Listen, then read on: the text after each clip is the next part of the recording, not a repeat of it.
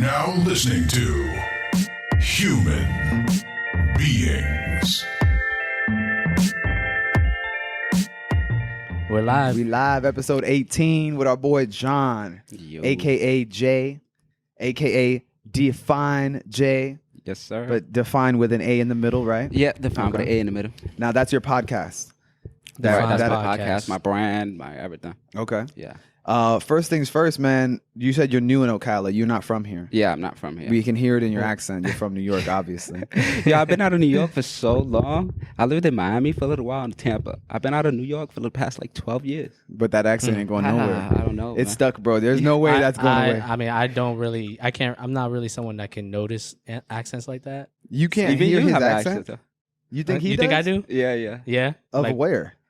I don't know, but it's definitely not from here. It's some lady threw me off because one time she was like, "You have a very southern accent." One time I was like, I don't know.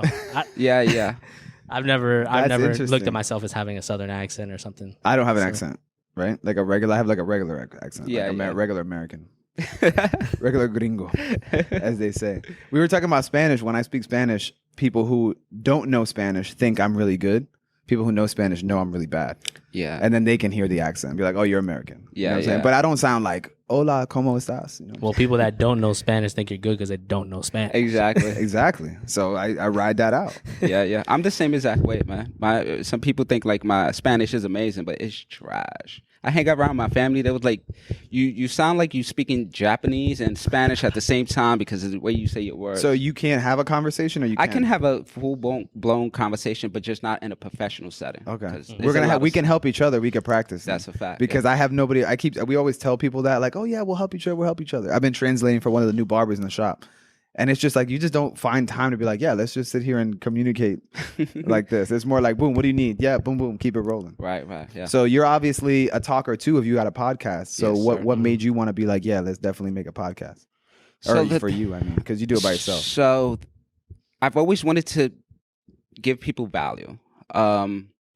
Just like you guys, you said you started your podcast based on the conversations you're already having. It's the same with me. I'm always having these powerful conversations with people. And now I just want to bring other people around, right? Because I'm originally from New York City. Was born and raised over there. And I had this thorough, gritty mentality for all my life, right? And then as I stepped out of New York City, I started to meet people, powerful people that are successful, people that are spiritual, like all types of people. And I realized that my mindset was shit. And I realized that a lot of people I was hanging around, their mindset was shit.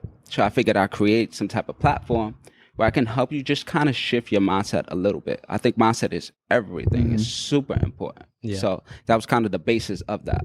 I'm going to bring people that I'm inspired by, give them a platform so they can share that, but also give value to the people that are watching. For sure. Yeah. No, I think that's dope. I think that's basically exactly what we do. It's just the execution is just a different version. You know what I mean? Yeah. But the goal is the same. But what is it that like triggered you to actually start the podcast? Like to transition from obviously having conversations with people and be like, you know what, I want to record this. I want to do a podcast and actually.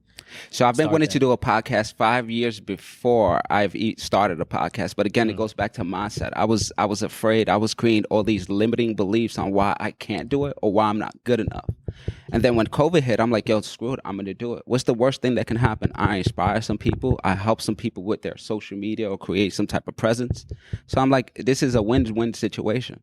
So I just started doing some research for like a month, 2 months, bought some products and stuff like that. And I just went for it. Hell yeah. So It's crazy because, well, pretty much we've been talking about doing the podcast. It was kind of just a regular idea, I would say. And How dare you? like years ago. So, because I wanted to do a podcast, but just about exposing the government and conspiracies and stuff, just by myself. Oh, you just reminded me of something. I wanted to do that by myself. So, but then I kind of like was thinking more into it. And I'm like, do I really want to be in that persona and devote my time and all my time and energy into that, which is you can get stuck into a negative cycle with talking about a lot of negative stuff that's going on in the world and stuff. So that I was kind of like putting on the back burner for that. And then me and him were always having conversation about just stuff we research on a daily basis. And then, I mean, we could talk forever and just be like, yeah, bro, damn, it's been an hour and a half on a phone call. And we're just talking about life, on how things work or how interesting certain people act and stuff. And then he kind of more pushed us to get the podcast because I don't remember. Are you the first one that brought up us doing a podcast? 100%, yes. He's talking shit. No, He's talking shit. 100% factual. I don't remember that. I can't say that for sure. Well, we have several episodes where I would say that he pushed it towards that. And I already had most of the equipment that we needed because I was already trying to get into video production and I wanted to end up doing documentaries and stuff. So I was like, well, I mean, we already have all the shit. And then he was just like, let's just do it. Let's just do it. Because he's the one who just jumps in, doesn't think about. He'll like jump into the water. That's so good to have. And I'm the one who analyzes good to it. have. Yeah, man. Thank you guys are a balance, bro. It's good. It's not all the way good. I say it more as like the enthusiasm of doing something, right? We get so caught up on the negative before we even start. So we start telling ourselves why it won't work rather than making why it should work, right? Mm-hmm. So that's a great. I think you guys balance each other, and that's why this thing works, man. Yeah. I'm a fan of what you guys are doing. Like, Thank you, bro. I appreciate I appreciate it. I think the same. I mean, I think we've always kind of understood that about our relationship, so it gives a good balance. You know what I'm saying? So I definitely don't have a relationship with you. I definitely don't not think about shit. It's just I don't let things stop me from doing it. I think you're not to clear afraid to that take risks. I think that's exactly. what it is. I know. I'm the same way. Yeah. I'm the same way. It's like, bro, there's plenty of risks and everything. Do you want to do it? Let's just do it, and then we'll figure it out. We'll grow as we do it. You know what I mean? Yeah. But for me, it's more like I'm thinking already to the point of being successful, and I'm thinking like, do I want to do that? And that's what kind of, or like, I'll try and do things that'll make that happen quicker, and then it'll help. It'll get me stuck in that cycle of just the planning phase, But then, rather than execution. But he's then like he also 90% execution, Exactly. 10% planning. Exactly. I'm like, he's not gonna agree with it. I'm gonna say like 70% planning. Hell no. See, Yeah. but Hell no. He's like 90-10. We're both 90-10, the opposite direction. That's what he. Yes. Okay, Nah. I'll give him 15. I'll give him 15 because he does actually go through with some shit. But no, I don't like that. But I think that's the important part though, is to have that balance to keep going, because like you said, too many people are just too afraid to do it. But one thing I remember though is when you hit us up originally, because you DM'd us right on IG, and I was like, I kept reading Deafine. Deafine. I'm like, what's Deafine? And then when I checked it out, I was like, oh, it's a podcast.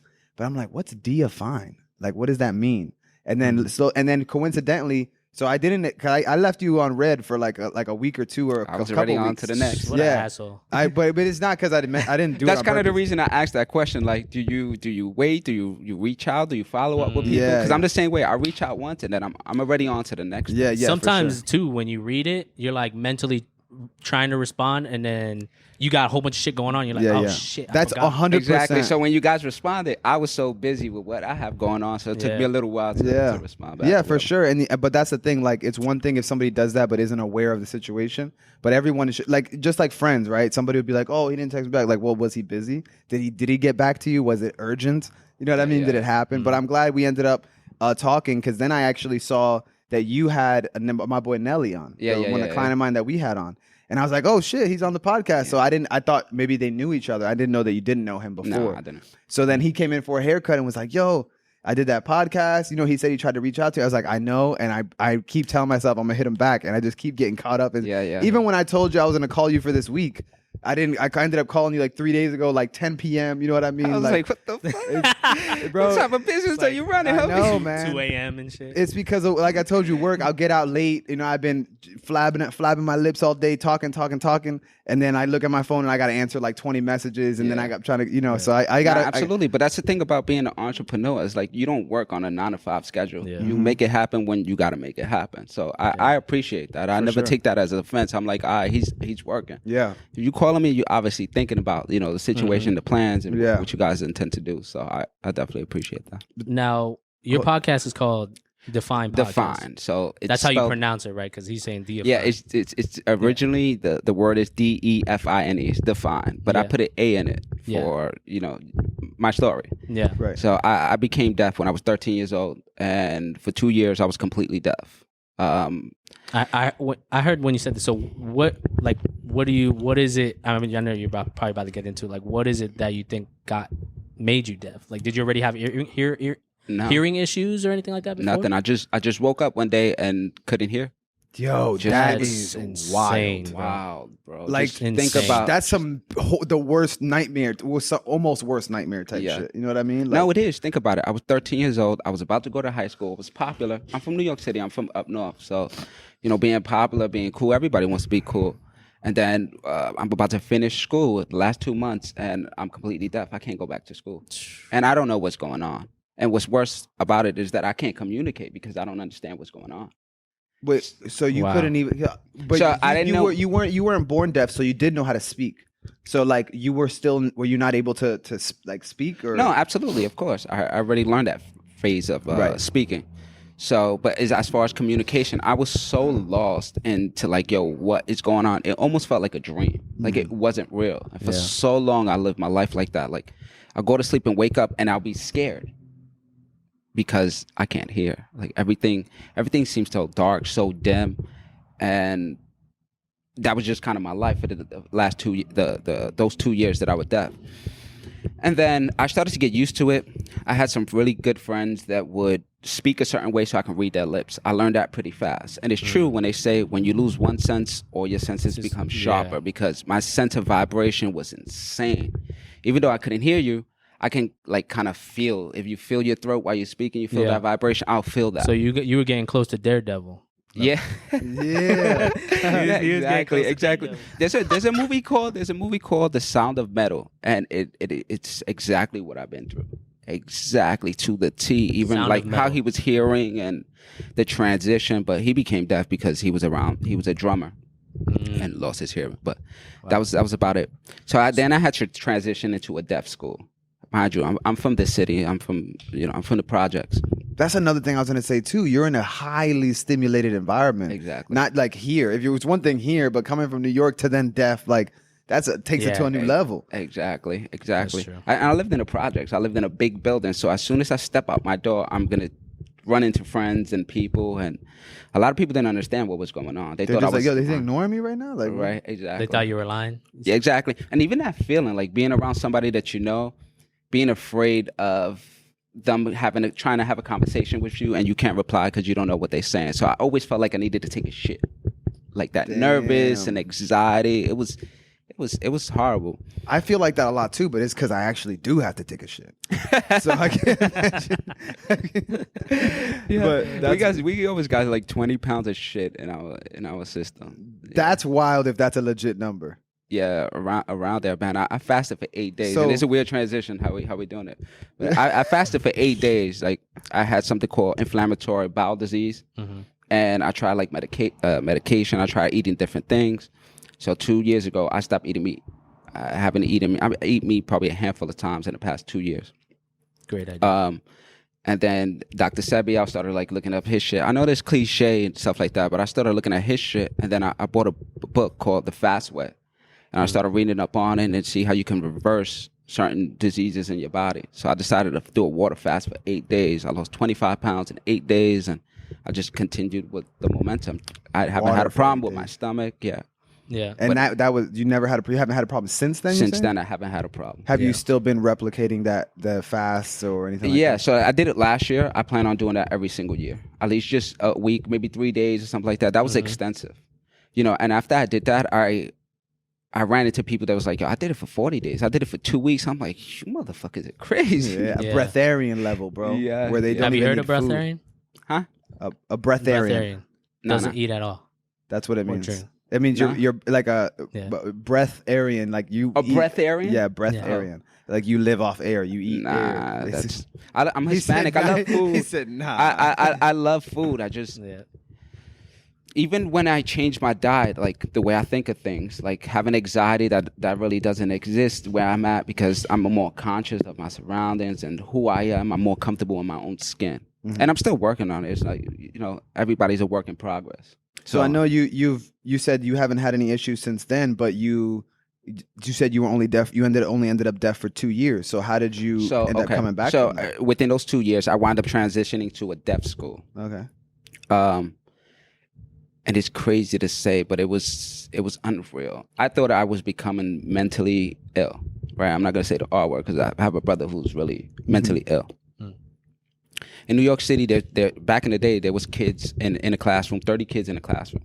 And then you have a section for kids that are disabled, right?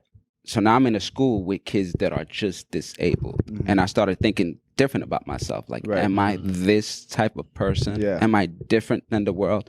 And that alone created a whole different set of beliefs and things and paradigms within myself. At man. 13, bro, that's a crazy Think time. about it this way: 13. That's like one of the most important I was times just with gonna your say, teens it's a critical because you're age. dreaming, right? You're soaking up everything. You're like a sponge. So the as soon as I got the time, as soon as I hit 13, that was when I was dreaming the most of what I wanted to do with the future. And from one day to another, all of that shit got shut down.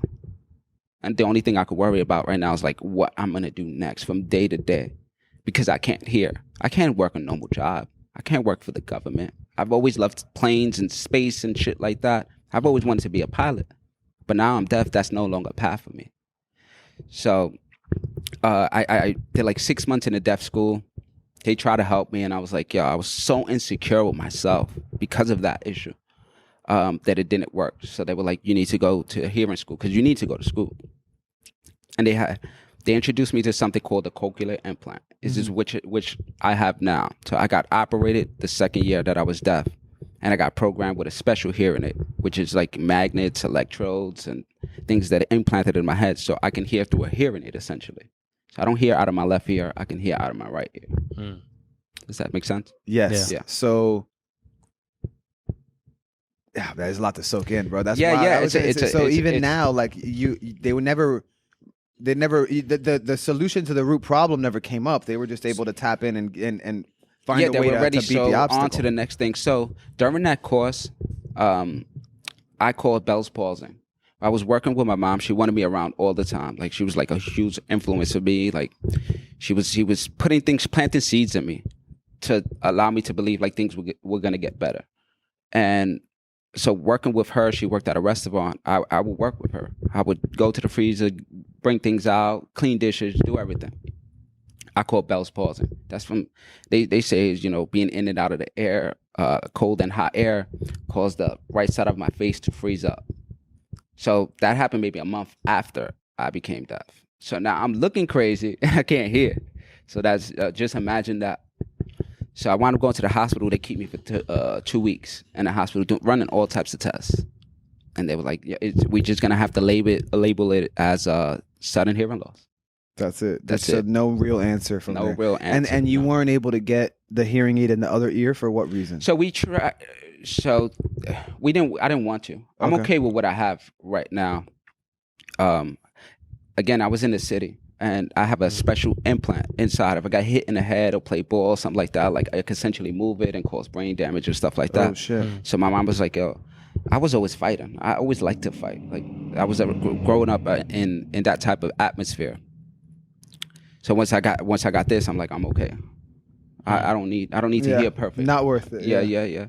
And even when I go to sleep or go to the pool and stuff like that, I take my hearing aid off. I'm still deaf. So people look at me and they're like, well, you can talk good. You're having a conversation. You have headphones on. Like, how that doesn't make sense. How are you deaf? That's crazy. So Yeah. I want to know, what was your emotions like when you actually got the surgery and finally was able to hear again? Because it's one thing to that experience when you lost that hearing, but then to gain it back after that, which I can only imagine the type of feeling you thought growing up like that and losing it. That's waterworks right there, right? Yeah, it was insane. You guys play games, COD? Yeah. Call of Duty? Yeah. You ever like watch spectator mode? Yeah. I felt like I was that. Like I was watching things happen to me outside of my body. Like I was having an out of body experience. Once it happened, once you heard again. Once I heard again. And when they put the hearing aid on, I was hearing like a robot. So it didn't sound like normal voices. Everything sounded like a robot. So I immediately took it off and threw it. I was like, no, I don't want it. But then, my mom convinced me to put it back on a few hours later. And then a few hours after that, I was talking on the phone. And it doesn't. You don't feel like it sounds like robots anymore. No. Is it because you adjusted to it, or because because I adjusted to it? It sounds regular to me. Right. But even everybody else's like vision and hearing, that's based on like your, exactly. That's interesting you say that, because I've always had that conversation. Like, how do we really know what we're seeing is what you're seeing? Exactly. Like what we could be seeing could be completely. We've just been used to it our whole lives that it's a different world. So. The reason why I asked that is because I remember watching this video of this baby who couldn't see. So I was going to mention that. Yeah. And then when his reaction in his face the first time he like actually saw the world was like amazing. Like yeah. It was, man. Even so the following day I went outside and I'm telling everybody, hey, look at this. And then eventually people started talking shit, like trying to make fun of me. And then so now so now I'm going backwards. It's a new set of beliefs. Now I'm super insecure about having this piece on the side of my head. Oh, they're making fun of you for the physical hardware. Exactly. Like, because I was like, what? Because you can hear again? Like, I'm like, what are they gonna make fun of you for? Exactly. Damn, bro. So, but even now, can you differentiate between voices? Yeah. Like, you can be like, he's clearly talking. He's clearly... That's just a crazy story, dog. Like, you know, you just absorbing the whole thing and like really putting yourself in that position. As much as you can. It's crazy, man. And for so long, I was like, why me? Mm-hmm. And I said this before, like, why not? I'm the perfect person to go through this because I can share this story and potentially help other people. For sure. And that's my goal. Use my test in life as my testimony. And that's a part that I never really thought of when you were talking about your experience going through those special programs in school and stuff. When you see these people who have obstacles or certain handicaps or disabilities, whatever you may call them, less abled, you don't think about, they've had that they may have had that their whole life. Maybe like you, it wasn't their whole life. But just because they're used to it doesn't mean that their whole perspective of the world and their place in it is not completely altered. Like until you really said that, I never really thought about that. Like the fact that you view yourself a different type of species almost. You know what I mean? Like, I'm not normal. We all have something within us that makes us great. For sure. That makes us great and unique. And sometimes we have to embrace that. You know, we so caught up on like what society is telling us to be. I think what do we really want? It's because when you really do what you want or what's unique to you, because it's so unique, it's not always going to be welcomed with open arms, especially up front when people don't understand what the hell's going on. You know, it's new to them. It's completely new. It's just foreign. Like, I don't think it's cool because I don't know it yet. That doesn't mean it's not cool. That doesn't mean it's not impressive. Right, you know? Right. So the things that are cool now wasn't cool before, like being nerdy and being weird and men wearing skinny jeans. It wasn't cool when I was growing up. Or being gay. So, exactly. Being gay is a cool thing now. Yeah. Like, I mean, it's never been a problem, but now it's like, it's a trend. You know what I mean? Same absolutely. thing with companies, like corporations. You know why? It's everywhere. Yeah. You know why?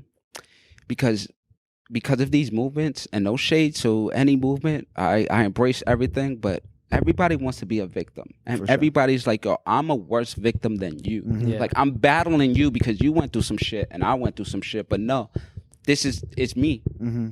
And you have to accept me because I went through this. And it's like, yo, having this victim mentality, man, I don't believe in none of that shit, man. Yeah, 100%. Yeah, I'm not a fan of that either. And also, like, people that say things like, oh, I went through this, you have no idea because I went through this. When all those type of experiences are just different, the origin of those experiences are essentially the same. The lessons behind it. It's just these are different complex expressions of the same type of pain. It's different that you can experience, like a loss of a mother or having all these other painful experiences. They're all rooted in the same thing. Yeah, you don't have to actually go through it to understand, but it takes a certain type of discerning mind to be able to actually do that. Yeah. Where like I watch videos and I can almost, or like I watch shows, watch a lot of anime. I can watch it and I feel as if I'm actually the character. Like I went through that. After I watch it, I went through that. I learned that lesson of what he went through as a character. Where other people might watch it just, oh, that's just a show. Right. Where I'm watching it as an actual experience to absorb, to better my life. And so I don't have to go through that shit. Yeah. That's a whole karmic cycle that I just bypassed because I'm willing to absorb it and look at it and connect it to reality. And a lot of people don't do that. A lot of people don't because of perspective. Like you said, like we can go through the exact same shit. You may not take it the way I do because your perspective is usually like the events that occur throughout your life that create this belief system, whether it's limiting or whether it's positive, whatever it may be. And that's how you incorporate things into your life. Like I went through some shit, so now I need some type of validation or some type of praise because you haven't been through what I've been through. Right. And it's just always comes down to, like you said, you haven't been through exactly what I've been through. Where it's like, okay, that doesn't matter. Yeah. Does that mean I'm not able to reason facts and logic anymore? Because growing up, especially as young men, and of course women too, but especially I know in my case, people tell you things all the time. Oh, don't do this. Make sure you don't do this. A lot of that stuff when you're young, and I'm sure you did too, because you said you used to fight a lot. Yeah. You ignore it. You're like, I'll figure it out. I'll do it on my own. And most of the time, you get roped up, you get caught up in a situation, and then you look back to that, and you're like, damn, they told me that, and I didn't listen. I should have done it. At a certain point, you realize you don't have to go through everything to learn it. You can learn it through other people's experiences. Yeah. That's the thing that everybody tries to teach you when you're young, is that you don't have to do it, go mess up yourself. Watch this dude mess up, see what happens to him. Now learn that lesson. Don't feel like, I could do it differently. No, dude, learn the lesson and keep moving, because you can live, if us three live our lives and share the lessons we continue to do and don't repeat those, we're basically living 3 lives at once. We're reaping the benefits of 3 lifetimes. Exactly. Like just like that, I watched an episode of do you watch Joe Rogan, or I know you know of it? Yeah. He's our number 1 competitor. Talk your shit, my boy. So he had Mr. Beast on there, who's a crazy YouTuber, and it was a great episode. But that's where I finally understood the concept the way he explained it, which is I basically summarized it, because he talked about when he was 12, 13, 15, that all he did all day long was he was on a group chat or on a video calls with like 10 other YouTubers, and they were all just sharing information, experiences, and learned lessons all day long. So you're taking lessons of 10 people going through shit. Which is why you should. What is the benefit of getting a teacher or a sensei or a guru? Because they're leveling. They're making you bypass all that BS that you have to go through if you were to do it alone. It's generational wealth of information. Some people really need to bump their own head. Like some people have to go through that. Because I believe like the best teacher is going through the experience itself, right? You guys, you can learn so much from other people and avoid people's pain and shortcomings, but sometimes you have to go through that experience, and that's what creates character, grit, morals, integrity. But not always. Not always. I seen that with Mr. Beast. This guy's insane, right, bro? Like insane. He still is super obsessed with what he wants, and that's why he's so good at it. He performs at a super high level. It's because that's all he thinks about. That it's one focus. Like, as opposed to, we talked the other day, like I have like 1 million. Exactly. Right. But that's okay. That doesn't mean I have to achieve success. I don't have to do exactly what he does. I have to figure out how I can work what's best for me into my own success. Exactly. And I think that especially with so that's exactly what I just said. So you have to go through your own experience, right? Because if we can learn from everybody else, we'll pick certain people that we want to learn from, and we'll follow exactly what we do. Does that mean we're going to be successful? No. We still got to go through it. Yeah. So that's, that what you're talking about too is something like if you've heard of Sadhguru, which is someone that we always listen to, he talks about all the questions. Crazy. He's the same. He's so like one of the things he says is talking about all the questions that everyone asks him. It's all just for entertainment, and it's all just bullshit. You're asking me all these questions to try and explain something that you can only experience. So he's talking about experiencing the source of creation. You can't explain that. You're just a piece of the source of creation. You can't explain the whole source of creation if you're just a piece of it. Because it's not even vibrationally possible, because your vibration is only this much when the whole source creation is this much. Like trying to talk to an ant about the solar system. Yeah. You're like, what? Yeah. You know what I mean? What made you get into Sadhguru? Sadhguru, I went on a long journey to get to that point. But like pretty much, first it started out like me going into conspiracies. like my sophomore year in high school, because my dad was going bankrupt, and my dad started researching stuff about bankruptcy. He's like, "What the fuck do you mean? I can go 7 years. You just claim bankruptcy and I'm good. I mean, you're not good, but kind of wiping your debt." And he's like, "How does that make sense? I still owed it. What the fuck?" So then he started researching into money and the court systems and how it's all these other corruptions and all this shit, the Federal Reserve, all that stuff. So I started researching all these conspiracies, started getting into aliens, started doing all this stuff. And then it got to a point where it was all speculation. So there's a certain point where there's all facts and stuff.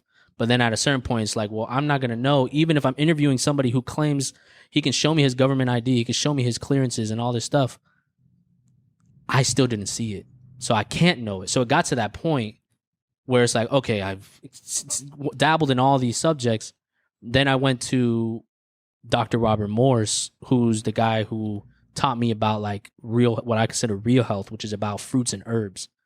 And we're designed to primarily eat fruits. He's a counterpart of Dr. Sebi. Yeah, Like I think I did some similar. research. I think I've seen some stuff with him. Yeah. So I started I found out about him because my father was listening to him, and he fell asleep one time in the living room, and he was just playing loud. Shout out Frank. We know you watching, baby. So he's like, it's pretty much all the setups is pretty much from my dad, to be honest. So it started playing in the background. He started explaining how the digestive system works in every type of animal: omnivores, herbivores, carnivores, and our system is different from theirs. We're frugivores, and we're more on the ape side and stuff like that.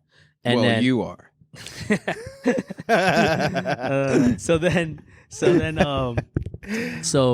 then that just kind of like clicked with me. I was like, wait, what the hell is this guy talking about? So then I just started researching videos like crazy.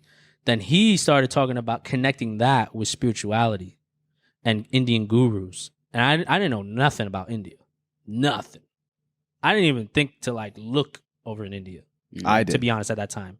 So then he started talking about Indian gurus.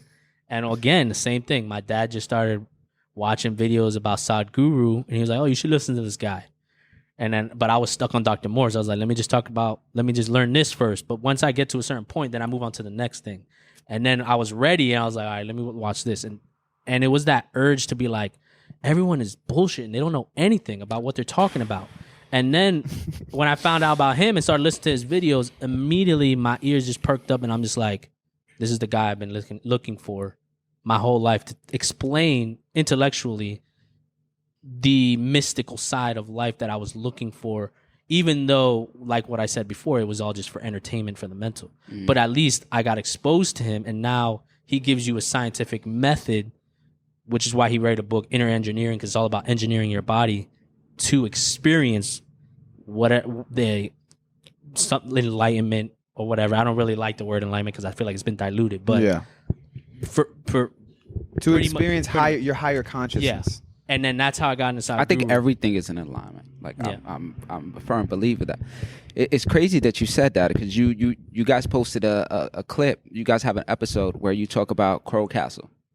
Oh, Coral Castle. Castle. Coral Castle. Mm-hmm. What's crazy is that I worked there for 2 years. What? Holy everything. You got so you inside. can't tell me things don't align itself. When I seen that video yesterday, I was like, "Yo, this is insane! How life comes in." That's why, and that you knew that you were gonna be here today too. Yeah. That's why. Like, it's crazy, man. And there's so many conspiracies within that building itself, man. But again, knowledge is power. They don't want us to know the real reasoning behind what you have. Mad questions. He had so many questions. You see it in his face. He's like, hold on. Hold on. So when I started learning about like personal development and stuff like that, is when I started working there. Okay. Because there would be scientists, archaeologists, and Freemasons, stonemasons, all types of people from different walks of life, and I would have these intellectual conversations and just get free game from these people, man. But the story behind that is it's so washed down to the core. But if you look at the science and the spiritual aspect of the location itself of the building, not even the stones, it's 1,100 tons of coral rock. And this guy moved it from one city to another city by himself. When you say washed down, are you saying like... So the story that they tell you is there's this guy from Latvia who came to America. He had a broken heart, so he decided to build a castle as a present to her. And then he went back to Latvia to try to bring her back over here, and she was already married, had a family. So he just built a castle for his princess type of stuff. Okay, but when That's you say the washed story down, that- you're saying that's not a legit story, or That's that not it's a that- weak come- story. That just sounds horrible to me. It does. Yeah, No, yeah. it does. But are you trying to say that it's not true, or that's So let me speak about Coral Castle real quick. He placed this on a natural magnetic field. If you look at the 7 wonders in the okay? world, I'm understanding. they're all placed on this line of So, okay. energy, right? And it's also aligned with the North Star, which we call the Polaris Star. And he has certain sculptures in there that represent different things, like stars and secrets of society. And people believe he knew the secrets to how they built the pyramids and That's the what way we're he, talking about. yeah. He built there's a 9-ton coral rock that he put on an axle of a Ford Model T 1929, where he perfectly balanced it, and like you said, the stone, with a push of a finger, you can move the whole wall. That's crazy. So 2 things about that. One is you mentioned the pyramids, and let me go to the other one first, actually. So you think that the version of the story they tell actually is not the real story? Is that what you mean by washed down? Yeah. Okay. Because that was what I was trying to make it. Absolutely, you So can't. because now I get that, but when you first said washed down, I didn't know if you meant just like by popularity or like different versions, but I get what you're saying now that No, it's we may based not on know what the you truth. guys know, because Gotcha. you guys. Yeah.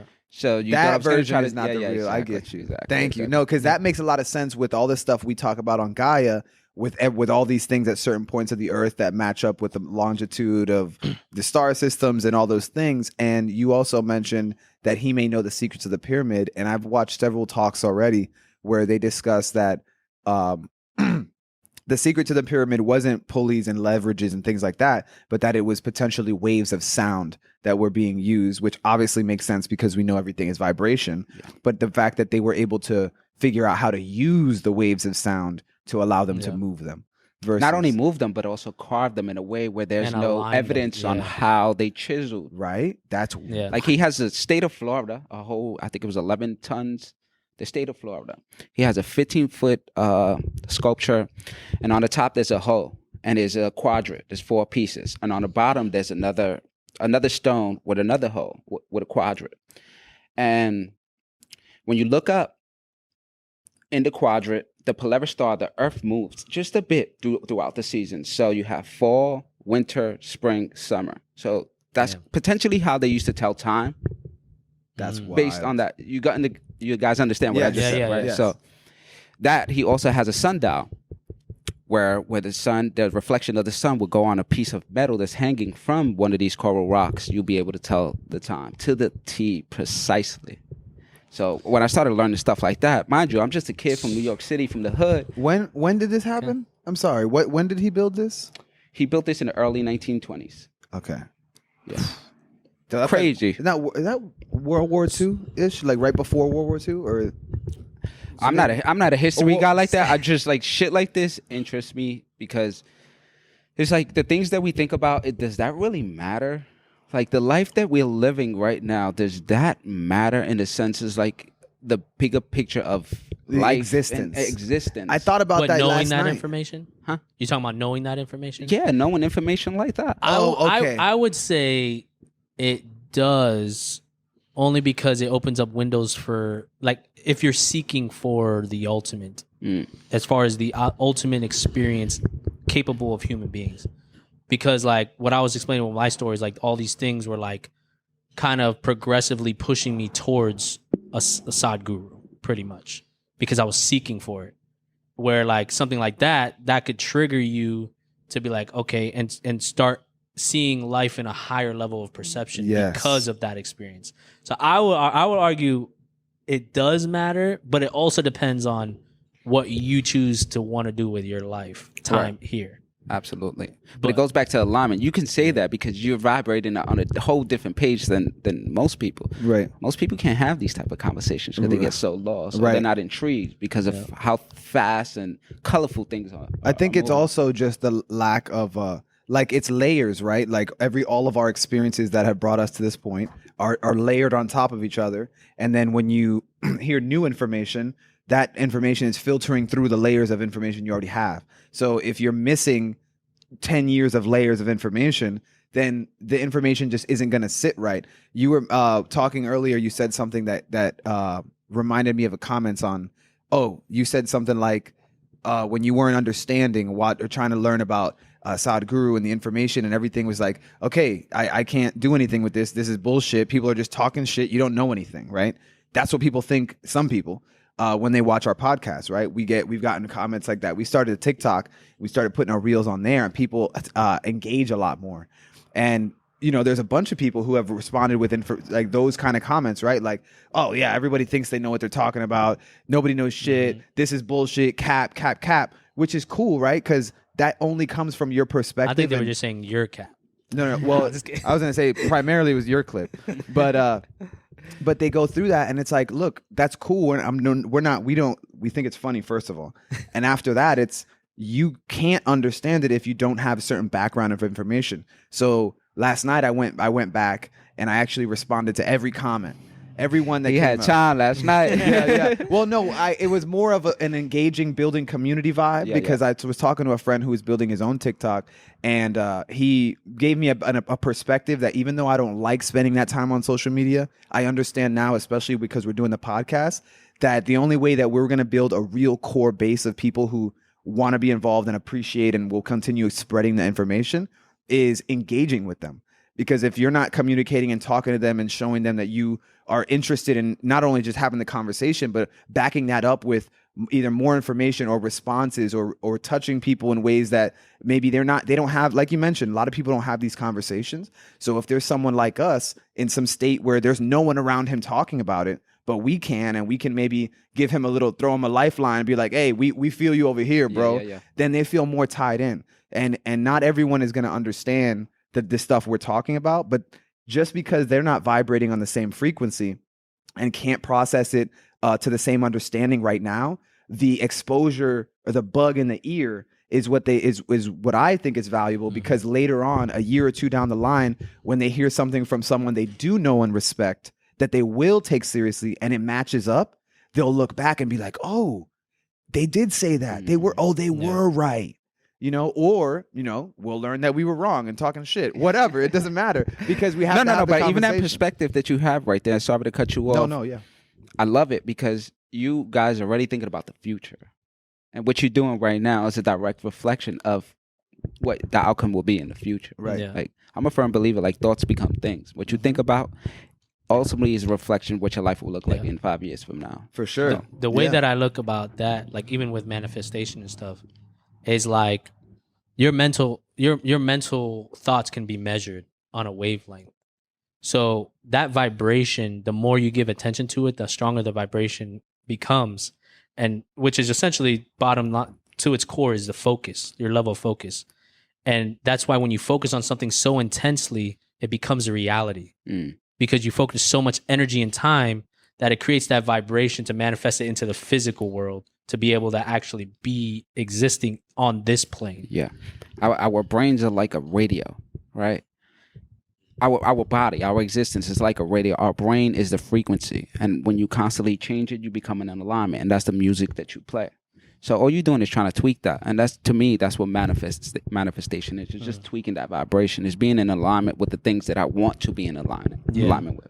Rather than just living life and just going with the flow type shit. By the way, back to those comments, I think the funniest comment was that some dude commented, damn, dude in the striped shirt got some tits, because I had a striped shirt on, and the striped shirt was literally like right here, and it made it look like I had tits, and I was like, wow. The hilarious And I started dying laughing. So you speaking about like this old spiritual lifestyle, you got your tits sticking out? And I told him right before we started the podcast too, I was like, man, I see those curves with that shirt. And he's like, oh yeah, shut up. And then he hears it. Yeah, that shit had me dying. So your diet, what's your diet like? Terrible. My diet? Yeah. All the worst possible things. No.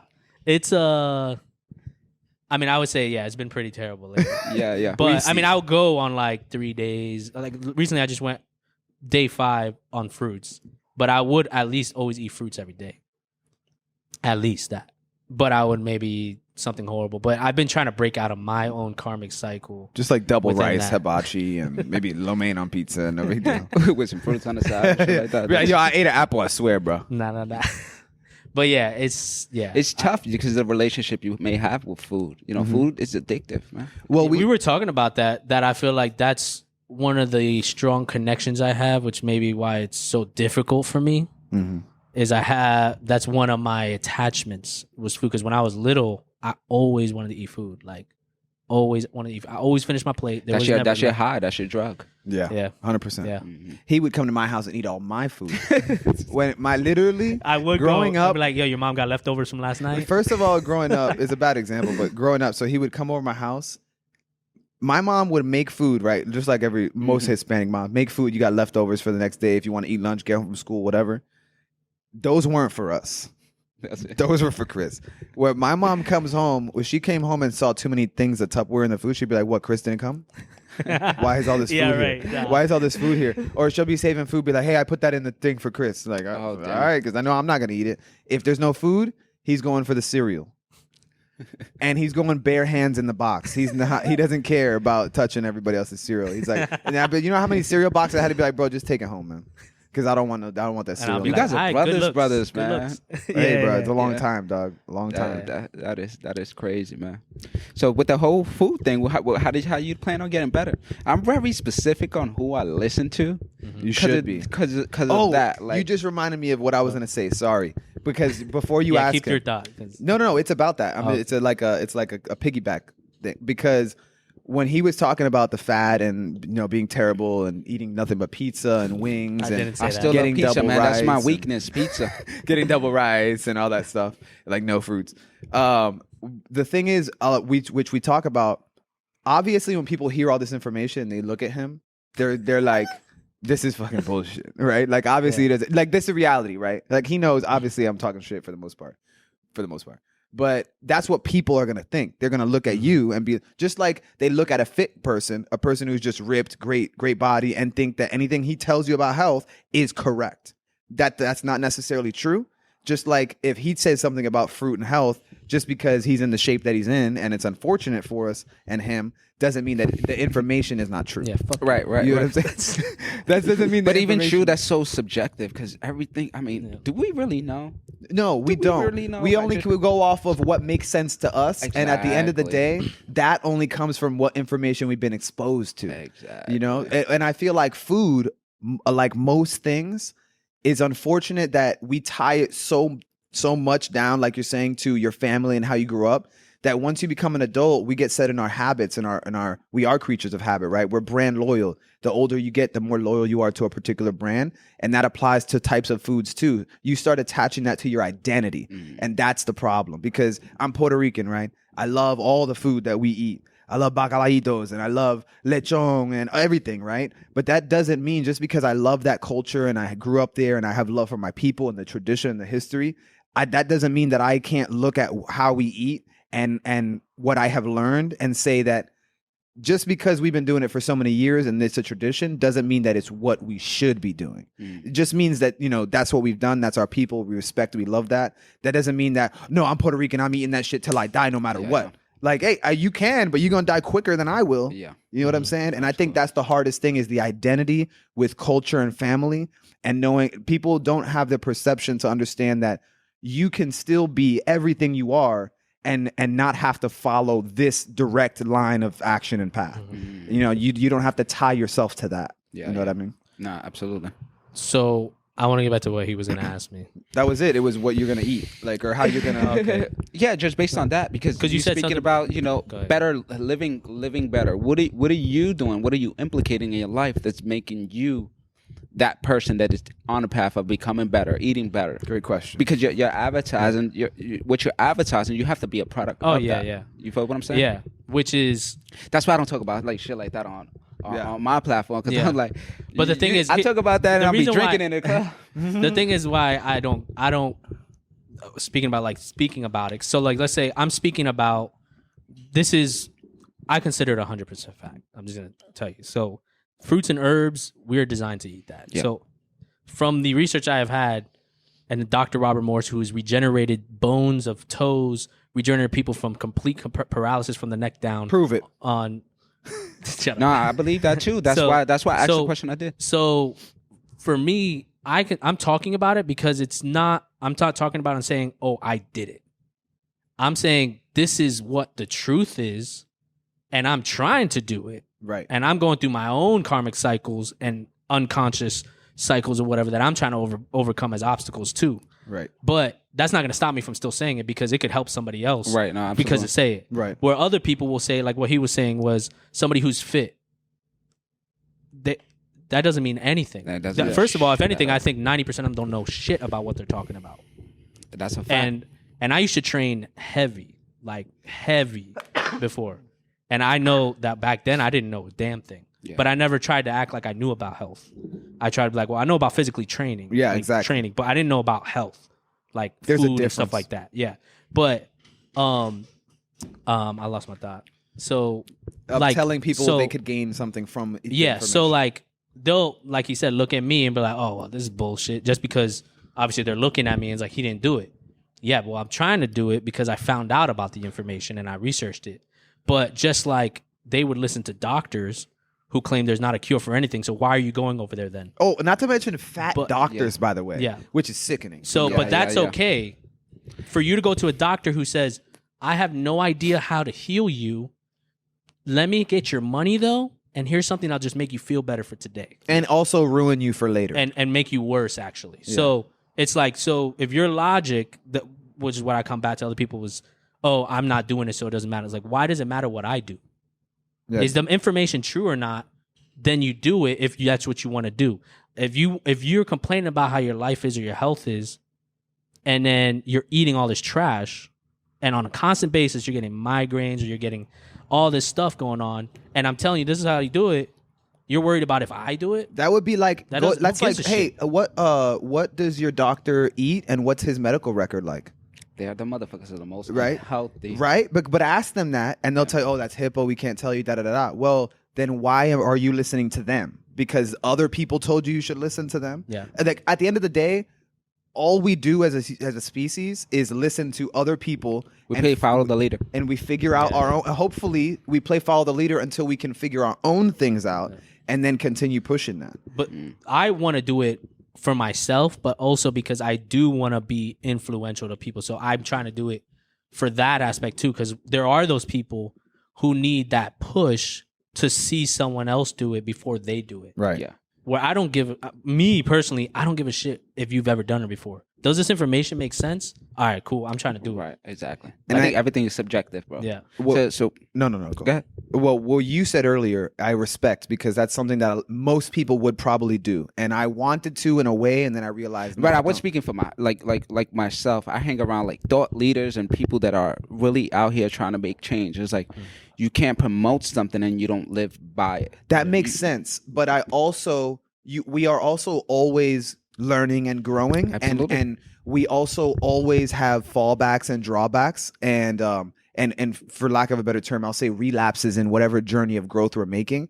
So I mentioned earlier that they have episodes where I was drinking some alcohol, right? Where we're chilling, talking, drinking alcohol. And obviously that's obviously poison.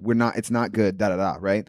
But if I talked about everything I feel, like if I talked about everything I did and I didn't do it on the show, but then I turned off the camera, then I drank a beer, I felt like that would be more disingenuous because I'm not showing you how I really am and talking about what I really talk about. Right. I'm not really being me.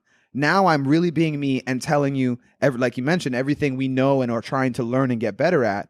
And we aren't perfect yet ourselves, but we're going to continue spreading it. And we want you to know we're spreading it. We know we're not perfect, but we're learning. And hey, if anybody hits us up with information to show that we're wrong or to lead us in a new direction, we're not going to be like, oh, no, that's bullshit. We're gonna look into that, and then if we'll respond on it. You know what I mean? But I think that was the tough part. It's like, damn, I don't want to see people to see me drinking either, but I wouldn't want them to think that I never do and then catch me with a beer somewhere, right, and be like, oh, that dude's full of shit. He does a fake show and da da da. Yeah. That's how I feel about it. Nah, absolutely. I was talking about that, like in a sense, like I think we're all growing and learning. If I don't know the facts, if I'm not 100% invested into something, I'm not going to talk about it because I'm playing the long game. Right, I'm thinking about 10 years when they look at those clips like Joe Rogan and be like, oh, this is what he said 20 years ago. But I'm going to say that was 20 years ago. I don't give a shit. Yeah, the cancel culture. What do you think about that? It doesn't exist to me because I don't live in that world. You can't cancel somebody who can't be canceled. That's it, bro. Just like we're talking about manifestation. To me, that also comes down to how you view your reality, right? Just like not to go into this either, but and again, no, all love to everyone. But the stuff with all this pronouns and the language we're gonna speak, I don't even care. I don't pay attention to it at all because to me, that doesn't apply to my life, right? I don't have an opinion on it. Well, I do have an opinion on it, but I just don't care, right? But if you bring that into my conversation or try to, I'm gonna be like, that doesn't apply to me. To get out of here. I don't care. So it's gonna be the same thing with cancel culture. Like, if somebody doesn't want me in a place, I'm not gonna go to that place, and I'm gonna find another place. Like, it's not gonna stop me from doing what I'm gonna do. Absolutely. You know what I mean? And I'm not gonna feel like I have to respond to everybody in their opinion on me. Everybody has an opinion. You know what I'm saying? That doesn't mean I have to respond to every opinion. Right? Like, I was you know who Alex Jones is? Yeah, of course. Okay. So I was actually just talking to Jeremy on the way over here about how he was the first person to get banned on YouTube. And I was telling him about how like a lot of people look at him as, like, for me, I'm not religious at all. But there are reasons why I watch him, because I think he is an expert at understanding the political manipulation of the New World Order on a complex level within politics. Understand the manipulation of media, the manipulation of politics, everything on those complex planes of the presidentials and everything. So I think he's a master at that, and that's what I go to him for. Certain things that I might not resonate with, I just tune out, or I'll be like, I don't know, or I don't discredit it, but I don't also credit him and be like, oh yeah, that's true, because I don't know. Yeah, but I think of him as a master of that, and he is the first person who got banned off YouTube, which is insane, because I remember that day that he got banned, and I was like, wow, it's happening. Yeah. It's fucking happening. Yeah. He puts out a lot of information, man, and it's scary to even think like we can't live our full potential based on the society and how they try to control us so much. What do you think about the conspiracies and stuff that I'm just about? Basically what you were just saying is like, I don't opt into that. Right. Right. I'm trying to fix what's in here. I'm not worried about everything else that's out there. But you're not saying that it's not that it has no basis in reality. You're just saying you're not paying attention to it. Right. I think we can control our own reality, and that's hard to say, because look at people in third world countries, right? Can they control their reality? I think it's based on your perspective. They don't know that they can. Exactly, it's your perspective. Because if I got dropped off in a third world country, do you think I'll survive? I'll make it because of the experiences and the knowledge that I have. Yeah, or not. Exactly, exactly. So it's based on that. Everything outside is just noise. Right. To me, it's just noise. Yes, they can manipulate. They can do things that can disrupt the economic system and feed you all these things that give you anxiety and control your everyday mood. I do believe that's real. But it's up to us to go out there and look for the information. Right. And that's exactly what you guys have been saying here this whole time. It's real that it's happening. It's not real that it has to direct your life. Exactly. You direct your life. You decide whether that's going to change that or not. Exactly. Right. So before we started the podcast, you asked me, what is it that I'm trying to do? And going off of what you just said is I'm trying to raise the consciousness of the planet pretty much as I can with the short lifetime that I have in my life. So how do I do that? I first have to obviously follow the fruits and herbs, understand meditation on a deep level, and create, because what I think is happening is people are not even healthy enough, and they're getting so distracted that they're not even able to progress and become conscious, because they're worried about paycheck to paycheck, working those jobs, they have kids, they have family, they have everything. They don't even have time to research like I was researching. It's survival. They're in survival mode. I was single for like 10 years. That's what I was doing. I was researching every single day on the computer, every day. When I tell people, when they hit me up and I'm like, oh, I'm chilling, that's me researching. That's my chilling. When I'm at home chilling, I'm looking up stuff. If you go to his house, the computer chair, literally there's a giant indent that's shaped for his ass. You can't sit in that chair comfortably, dead ass. And there's even like because of the way he has the comforter over him, there's indents in like the fabric of the chair and shit. It's just it's like his nesting spot. You know what I'm saying? But like I'm trying to, cause I'm pretty much trying to create that foundation for them to be able to live their life the way that they actually want. And I mean truly want. However they want. Yeah. Not just like there's a basis, right, for what he's telling you people of how to now take this information and create, like you said, create your own life. That doesn't mean you have to follow us, but these are the basic fundamentals you need to then go on that path. Yeah. Because it gives you, like, let's say health-wise, okay, you can't go out hiking, you can't go out kayaking if you're lacking health. So then we need to heal you and get your body functioning to its optimal level so you can experience life at its optimal level. Because you have to have a fully functional, optimally functioning body to do certain things. Doesn't mean you have to do those things, but I'm saying if that's what you want to do, that's what you would have to do. And then in turn, being healthy will help you mentally and emotionally to be able to be in control of it. So then from there, now you can, you're because nobody who's worried about putting food on the table, on the dinner table, gives a fuck about enlightenment.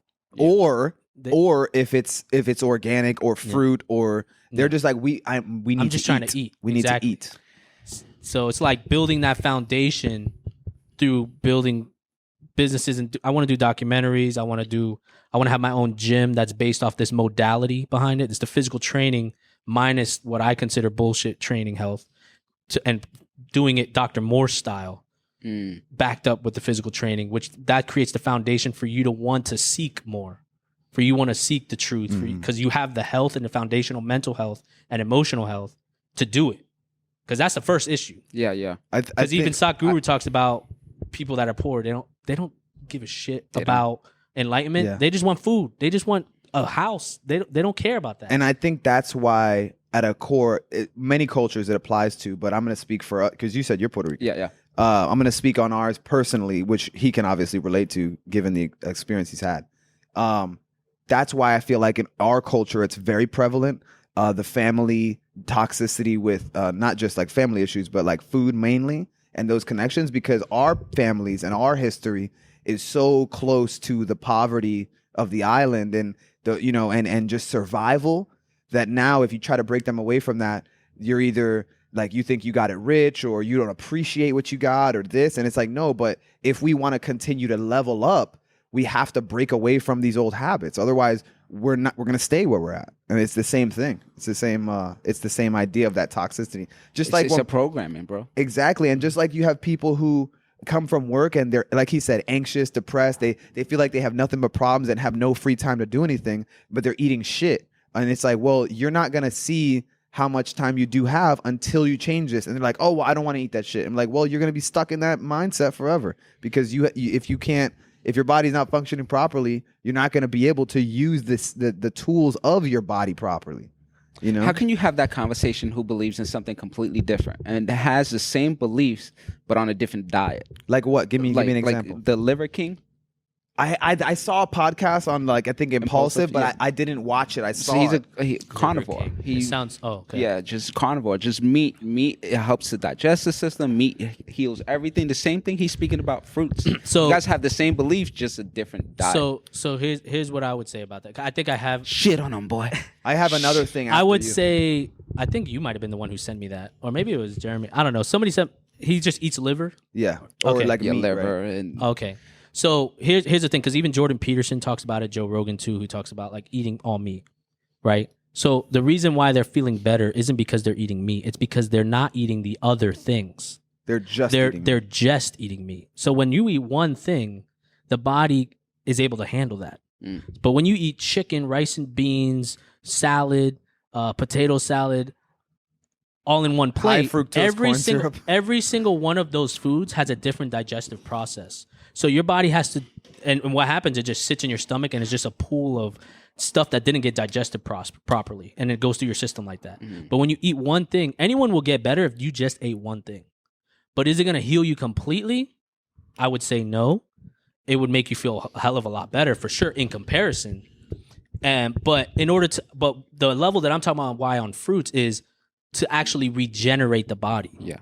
So it's like if I have no vision or my vision is blurry, I need to regenerate my eye or cells. just clean out the stuff that's in there, the cellular waste, everything that's in there behind the lids that's making it blurry. And you have to clean that out. Or if my heart isn't working correctly, or your pancreas, it has to regenerate the cells there. But in order to regenerate it, your body has to reach a point where it doesn't need to clean it anymore. And when you're constantly eating all the time, it never is able to regenerate because it's always digesting and trying to clean out. It's like you keep the garbage truck is putting trash into the house way faster than you're able to clean out, because there's only 2 of you able to pull 1 bag at a time, but it's throwing in 5 bags. You're never going to finish. And then you're trying to actually rebuild the house, but the first thing you got to do is clean everything out. Yeah. And you're never able to do that, so you're never able to rebuild. And the only thing that's going to do that is fruits, based on what I researched. That's why I fasted. Because so many years of drinking Henny and eating pork. I stopped eating pork way before I stopped eating meat. Henny and pork, baby. Man. That's a T-shirt right there. Yeah. Henny and pork. Yeah, I can see yeah. that as a shirt. I would put money that's probably a shirt. What? Henny and pork. Yeah, for sure. If it's not, it's about to be. Yeah. Shit. Some Patent crazy that. Puerto Rican from New York gonna create that. You eat pork and you Not anymore, no. I actually went a couple of years. The last few years are like blurring together for me. But I went like about 1.5 to 2 years not eating meat except for seafood. So it would be mostly fruits, grains, beans, stuff like that, and then seafood. And then I started again. I started eating chicken for like a month. And after that month, I noticed a difference physically, and I was like, "Oh, I gotta stop eating this shit. I feel terrible." So I went like another 6 months off, and then now I had 2 chicken tacos this week. But other than that, I don't really eat much. Like that's the first things of meat I've had in like I don't even know how many months. So I'm not like afraid of it, but I just try not to eat it. I don't really feel too good when I eat it usually. Yeah. Except for like those tacos up the street. I can have 1 or 2 of those and I'm straight. But especially now that I'm lifting weights, because I just got back into lifting this year. Yeah, he's at the 2.5s right now. He's not even lying. It's on tape. I'm super skinny right now. I used to be not that, but I used to be like 200 pounds. But I had like some muscle, but I wasn't like gigantic or anything. Now I have like no muscle, super weak. I lost all my negative weight. I cleaned house on the trash for the most part, but then I wasn't highly active for strength. I was like running and doing a lot of cardio. So now I'm trying to lift, but I know I'm not going to gain the size without as much physical food. So I'm just okay with not having the size, like just having like strong, lean body. You know what I'm saying? Figure. But I have to put in the work with the weights. The only thing which I talked about before, which I want to talk to the other John, the firefighter, because he did a fruit cleanse, and one of the things I said for me is I noticed going that far away from the meats, it could be mental, feels like I'm weaker. Like it takes more to get back up to the strength. Not that it's impossible, but that it would take more time and more effort to build the same strength. That's I just would how disagree. Yeah. Go ahead. That's so it's a even with the feeling. fruit cleanse, I before I did the 8-day fast, you can't just stop eating food. You literally will pass out. Right. So I prepared myself. I would do juice cleanses. I would do fruit cleanses.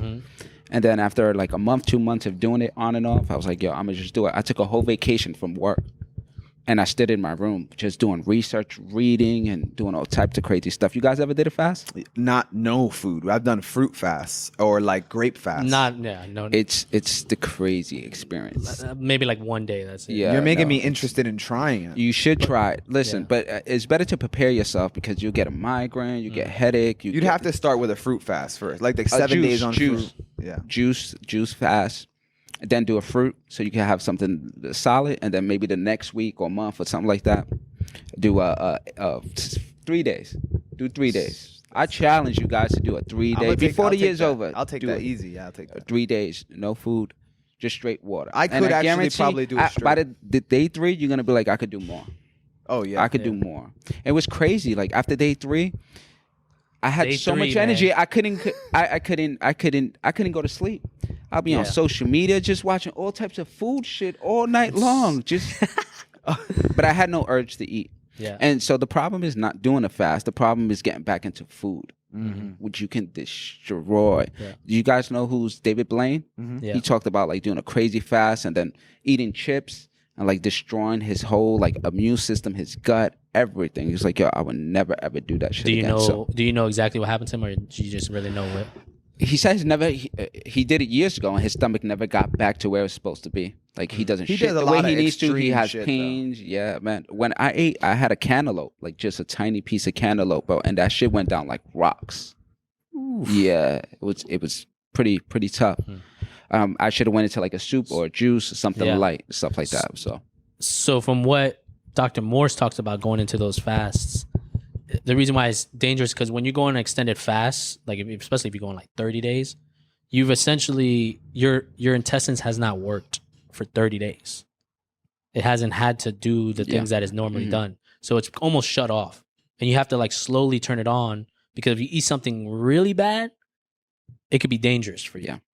Because it could literally just lock up your intestines and you're done. Yeah. So that's like these stories of people going on these fasts and they just don't know what they're doing. Yeah. And you have to ease your way in and out because even if you do it when you go into it, like if I ate a horrible meal right now, my body is super dehydrated from all that horrible meal. To go into a water fast at that moment is like I'm already dehydrated as shit. Yeah. And then I'm also not going to be eating anything because if you're eating fruits, it'll be easier because your body's got that energy, has been getting the energy from the fruits. And it's like, okay, yeah, I could last 7 days or whatever. And just an easier way to do it. Yeah. I mean, you could probably still do it without it, but it can get dangerous. Yeah, that shit is no joke. But after I finished that fast, man, I've been good ever since. I went back to my like old habits. I was 220 pounds when I started the fast. And I dropped down within like 3-4 months, like after the fast, to 155. Damn, that without working fast. out. Super without fast. without working out. I did the opposite recently. I went from like 140 to like 180 in like 3 months. But I mean, I'm back down now. No, I was drinking a lot of beer. Cause remember I came off that 6 months. I started drinking a lot of beer, eating. But now I'm back. I'm good. I'm all right. I'm lifting. 40 pounds off beer. Mostly, yes. That's wild. The other thing, that's a lot of water weight. Water and also Publix chicken tender pub subs. Those were fire. Those were fire, bro. With half meat though, can't do the full serving of meat. That's crazy. Pause, Mike, because I got me motherfuckers be on it, boy. But the other thing I was gonna mention about your question to him about the Liver King, which was a good example. I tried within the 2 years. I tried to go back into meat. Like I went to like Whole Foods and I tried, but I couldn't. My body doesn't want it at all. You start wanting it less when you get away from it. Yeah. And I think that a part of the manifestation, the malleable reality, right? That you get to. Everybody has a version of their reality that they can create. Whether they do it or not is up to them. Otherwise, they fall into other people's manifestations of realities, right? Yeah. So it's like. Just so I can break that down, because I know I kind of blurred that all together, right? Everybody in this room has the ability to create their own version of actual reality, right? But if, let's say, 2 of the people that are in here don't actually use and tap into that power within them to create their own, then naturally they will have to follow into the laws of our realities, the ones that we are creating, right? Because they're not creating one for themselves, so they just end up unconsciously falling into whatever realities we're creating for ourselves. So in that same light, although there is an objective truth, I feel physically, relatively speaking, I think that depending on the person, let's say Liver King, for example, his understanding and truth and belief and manifestation of his own reality to a certain extent and his diet being as healthy as it possibly could be for him is in part creating that partially in his own reality, right? Even though there are maybe technicalities in there that aren't generally true for most people, that's part of his reality, right? And that just like there are things that that we've manifested into our physicality, right? Or that yogis and people like that can do because of the power of how tapped in they are, you know what I mean? To their higher consciousness. I think that could also apply to something like that, where if they are still fully tapped in, they can allow that to work well in their reality, if that makes sense. Because you lost your track of thought. Yeah, I did. Hold on. They allow it to become. Damn, I lost it. There was just one more statement that was going to top it off with. I just lost it. It'll come back. And that's when they comment. Yeah, no, but that's basically it. That you know, they're no, it happens, man. It happens. Like the guys who can change physical features of their body, like Iceman, like the Iceman Hoff and stuff. You know, he does stuff that seems magical, right? That you would say you couldn't do, but you just don't understand how to tap into that power yet. And I think that still the applies. Mechanics of the human body and stuff. Yo, there's so much information. Like the get real lost, mechanics, bro. People get lost on all the information. It's like, yo, do I go to fruits? Do I go to meat? Do I go to this? Do I go to that? Like, how do you guys make that decision for your life? It has to come from like, you have to go with what you know and also what you feel, right? Because for me, I'm speaking of myself. I go with the information I know that makes sense, and then I try it and experience it for myself. And then I go off of my experience and blend that information and continue trying something else. That's what I do. Take bits and pieces from people and you try to emulate into your life. And then if it works, it works. It doesn't, you move on. Exactly. Yeah. Exactly. I'm the same exact way. Yeah. I mean, I would say pretty much that to summarize it. There's no vegan spots or nothing like that over here. And it's tough. In Ocala, I don't know. There is a food truck. In Orlando, yeah. It's tough. Yeah. They had a vegan fest or a veg fest recently here that me and my wife went to a few months ago, and we found a couple. There's a food truck on Baseline that they Caribbean, have some. Yeah. That's like Caribbean the best spot I've gotten close to around here for that kind of stuff. Actually, I wanted to add from that, the question you just asked is that I think it's also important because for me, and I'm pretty sure he does the same thing, is like every information we come across, I'm always looking at it as with skepticism. I'm never, even if I'm, let's say, we were talking about last episode, when we listen to Sadhguru, we're pretty much can assume, because of the fact of how many videos we watch and all the things that we've seen, that he's pretty much probably going to be right.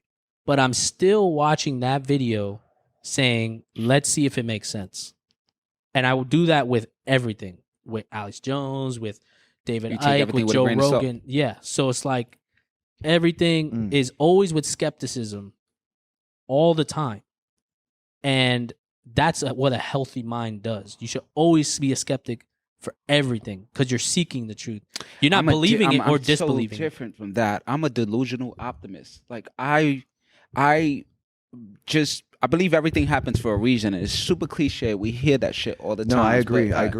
I firmly believe that. Like, I agree, but there's a caveat though. The reason it's okay. It ties. I remember what it ties in perfectly because I remember what I was going to finish that statement with earlier, and it was that he's creating that for his own reality, and that may be true for him. And just like if you don't create your own reality, you kind of fall into other people's unconsciously because you're not doing so. The same thing applies to every other level of life, right? If you don't have a direction, a purpose, and figure out what you're going to do and commit yourself to that, and you just are just living by accident and letting things happen to you and then reacting to them and not purposely moving forward and going over obstacles or through them, then you become the person who is living by accident and falling into other people's manifestations of their reality. So to you, things are happening randomly. To that person, everything's happening exactly how it's supposed to with the purpose they're being driven. But that's because you have to live by whatever is happening auxiliary in these people's lives, right? You're not creating your own direction. Yeah. So those people are just, those are the ones who are lost. Those would be the people that we would consider like NPCs or non-player characters, right? You got all these people making shit happen, creating the world that we see, and we get to, view those manifestations, those inventions, those creations. But if you're not purposely going in your own direction, you're just going to be using other people's shit. Yeah. Like getting lost in it. I agree. So that was what I was trying to loop into, which did you get how that? Yeah. Exactly. But the optimism thing I think is awesome in that light. But that's because I believe you have a purpose. You're going in that direction. Exactly. So where the connection was that the reason, right, for a person who doesn't have that drive or purpose, who's just living by accident, whatever happens to them is happening for a reason. It's just not the reason they want it to be. It's because of whatever he's got going on, and the ripple effect or the snowball effect, and how that came into your life. So everything did happen for a reason. It just had nothing to do with my reasons. The hell I got going on? Nothing. Yeah, exactly. So that's where I meant it tied in because of those reasons. So for you are doing it, optimistically and blindly, but you still have a big vision and purpose and a drive. You're not going to let anything stop you. So that's how it's happening for you, even though the way that it's sparked within you is different. Just like he's serious and planning and I'm just diving into it. right? But the core idea and our purposes are all pretty much aligned. It's just the execution is different. The skin is different, if you will. Yeah, absolutely. You were supposed to read some questions from that. Did anything that we talk about have to do with what you have there? What the questions? No, I wasn't supposed to read any questions. Oh, okay.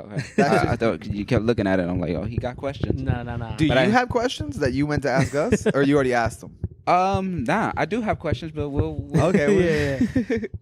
I don't want to interview you guys on your podcast. Oh, okay. I feel you. No doubt. Yeah. So besides food and the spiritual aspect of life, what other interests you guys have? Dude, that was better if I told you what I'm not interested in. Yeah? Literally, we talk about. That's why I have like endless hobbies. Right now, I have 6 hobbies. I've decided I can't. I can't take on more hobbies at the moment. I consider this a hobby until we are actually making money. So this is like hobby priority number 1 right now. Then I've got gardening. Then I've got golf, learning guitar, and then rapping. Oh no, I missed one. The other one is painting. Painting. So those are 6 hobbies. I have plenty more. I just don't have the time. I barely have enough time for those. So those are my current interests. What about you? What about me? I just want to be in a position to put people in a position. That's literally my goal. I know what it is to feel alone and be alone at all times. And I'm not trying to like change the world. I feel like you have to change yourself first. Exactly. Yeah. And within that, I'll be in a position where I can help other people. There's a lot of people out there, like you said, that are lost, that are looking for something. If we can be the outlet, if we can create, we can bring like-minded people around us that have that vision, then ultimately we can create something that will help other people.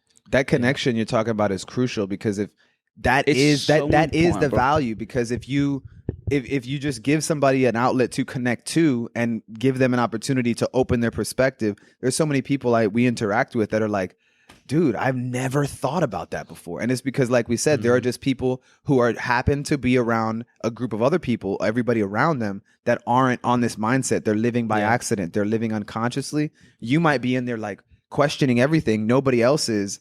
And you're like, am I just supposed to not question everything? And then they're like, well, they aren't, so I'm just going to do whatever. Yeah. And they don't know that they can. Yeah, you know? yeah. There's so many people that die with dreams, with aspirations, with wanting to do things in life, but they don't have the outlet. They don't have, the community of people to get to that next level. And I think it's one thing, like, I think,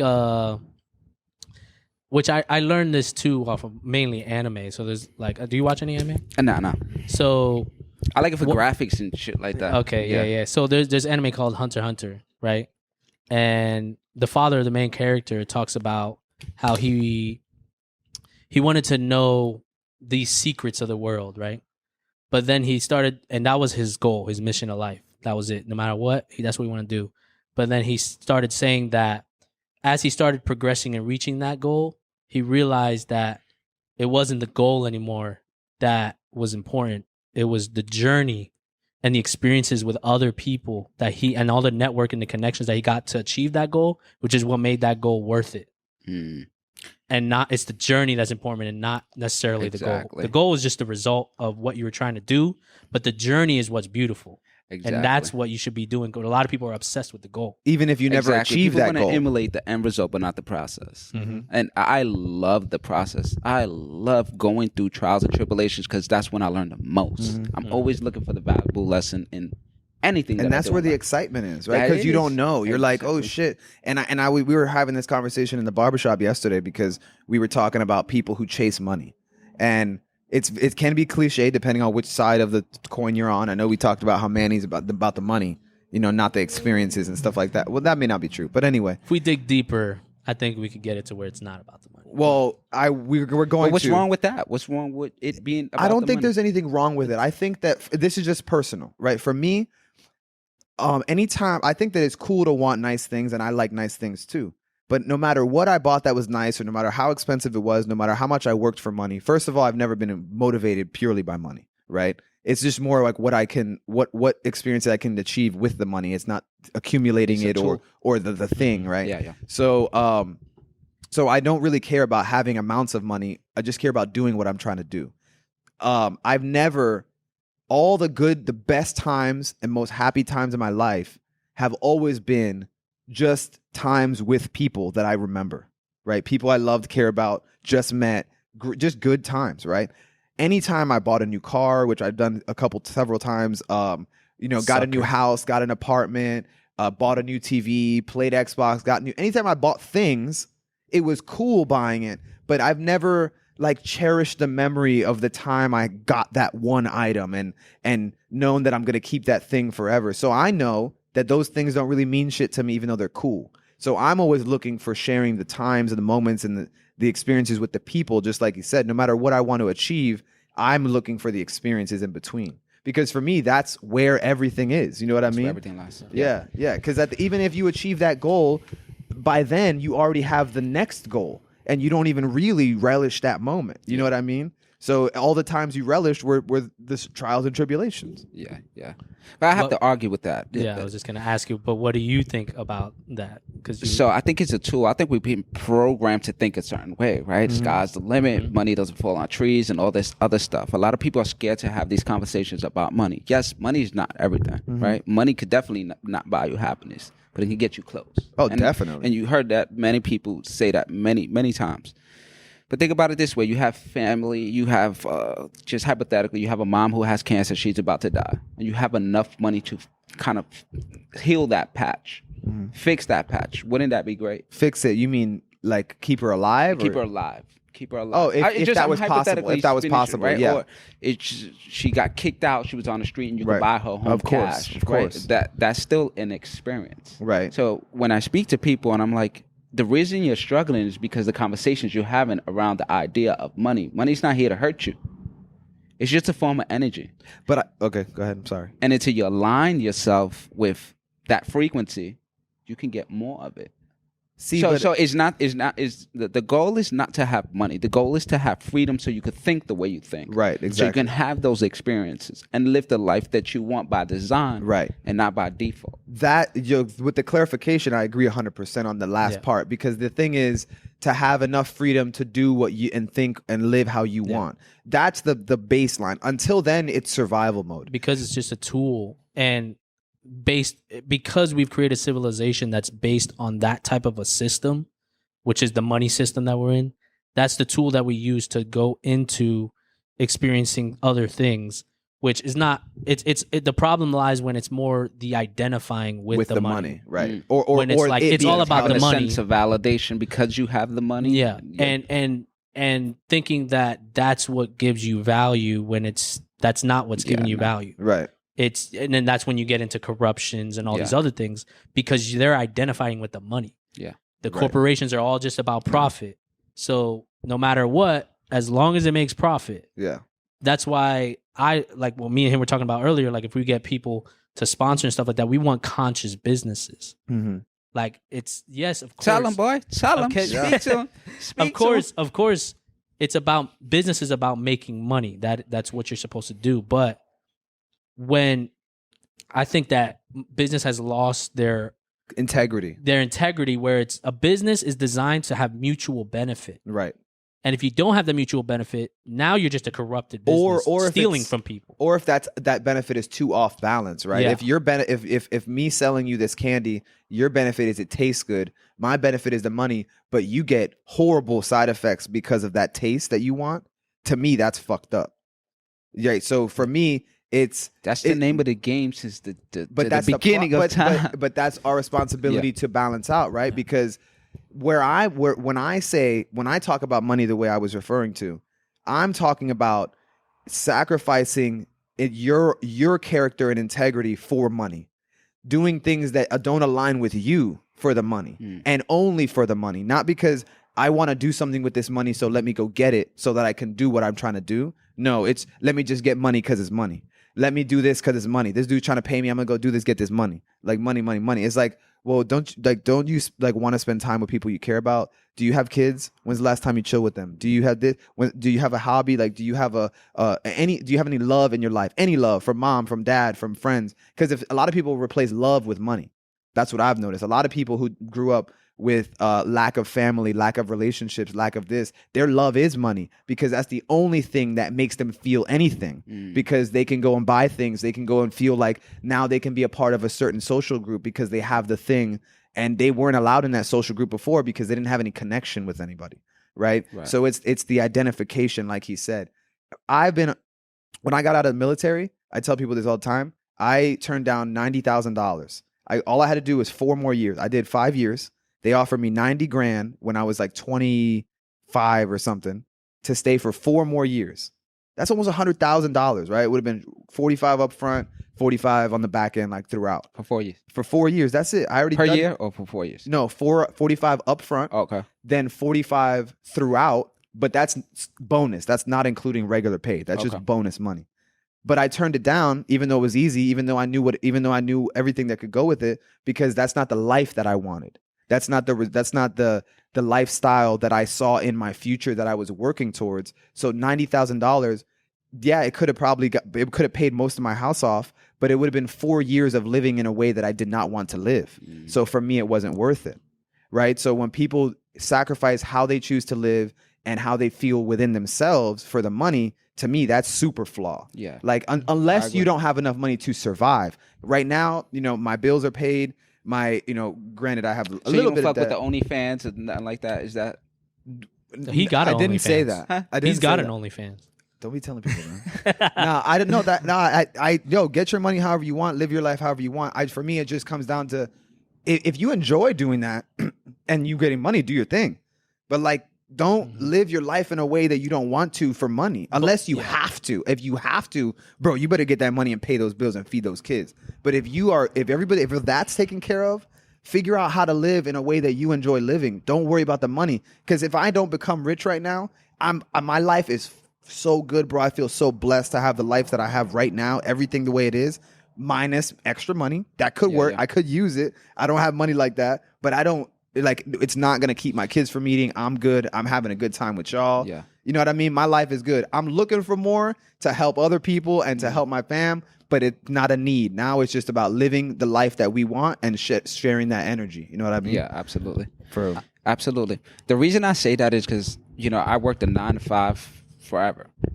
I was an organized crime investigator. Traveled all over the state of Florida. It was great in my 20s. COVID hit. My back was against the wall. I wasn't doing bad financially, but I figured it's an alley-oop to step away from the 9 to 5 because I have dreams and I want to do stuff. I want to be in positions to help other people. So I started a business with money in mind to have a vehicle to get to the next level.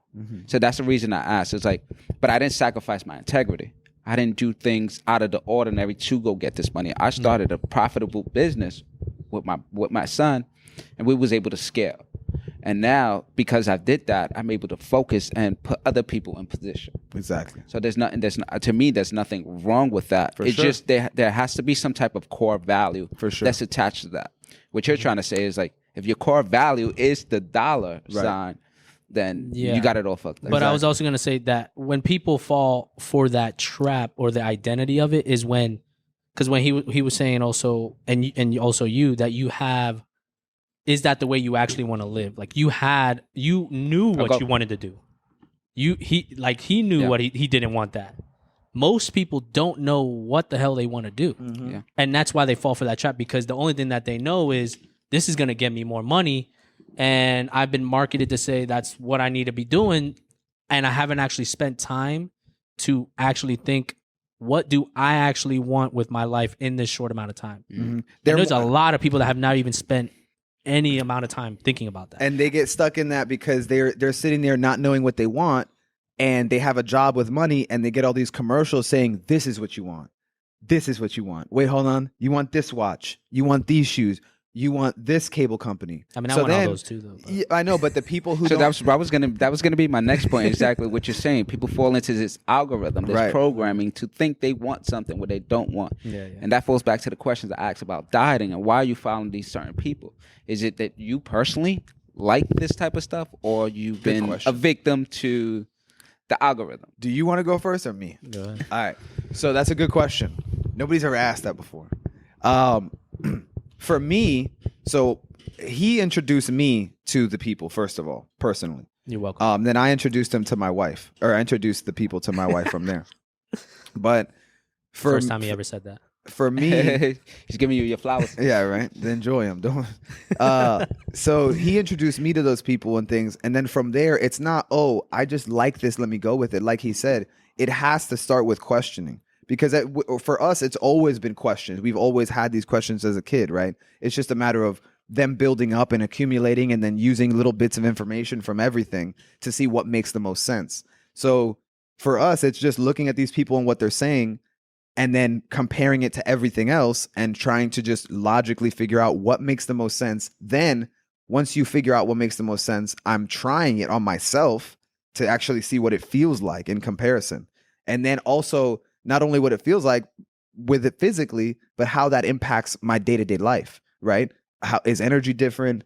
Are my relationships different? You know, how is my life different? How is my just my external social attitude with people, like my interactions, everything, you know, like what's going on in my life. Like you have to be self-aware. You have to be able to, and you can't do that until you have a certain baseline of health, right? Functionality. So that's how I choose to follow people or to pay attention. And then I continue looking for more. Yeah. And I look for people who are trying to debunk or discount information.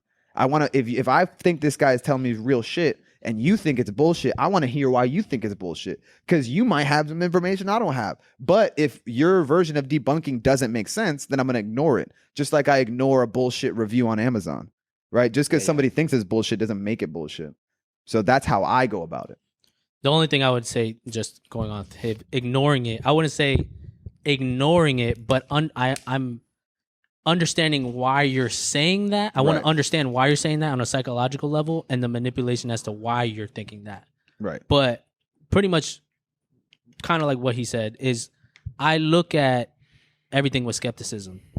And even if somebody came and made way more sense, which at this point, I don't think that they would make so much more sense than Sadhguru, I'll be like, damn, I was wrong about all that shit. Yeah. All of it. And then we'll start having mad episodes. But it's also something about experiential, doing it yourself. So noticing, observing the world that you live in, reading the things that other people are doing, and looking at it and connecting the dots like a strategist, or just laying out the map of what's going on and coming to an idea of, okay, this is what makes sense because of this information that I've been exposed to.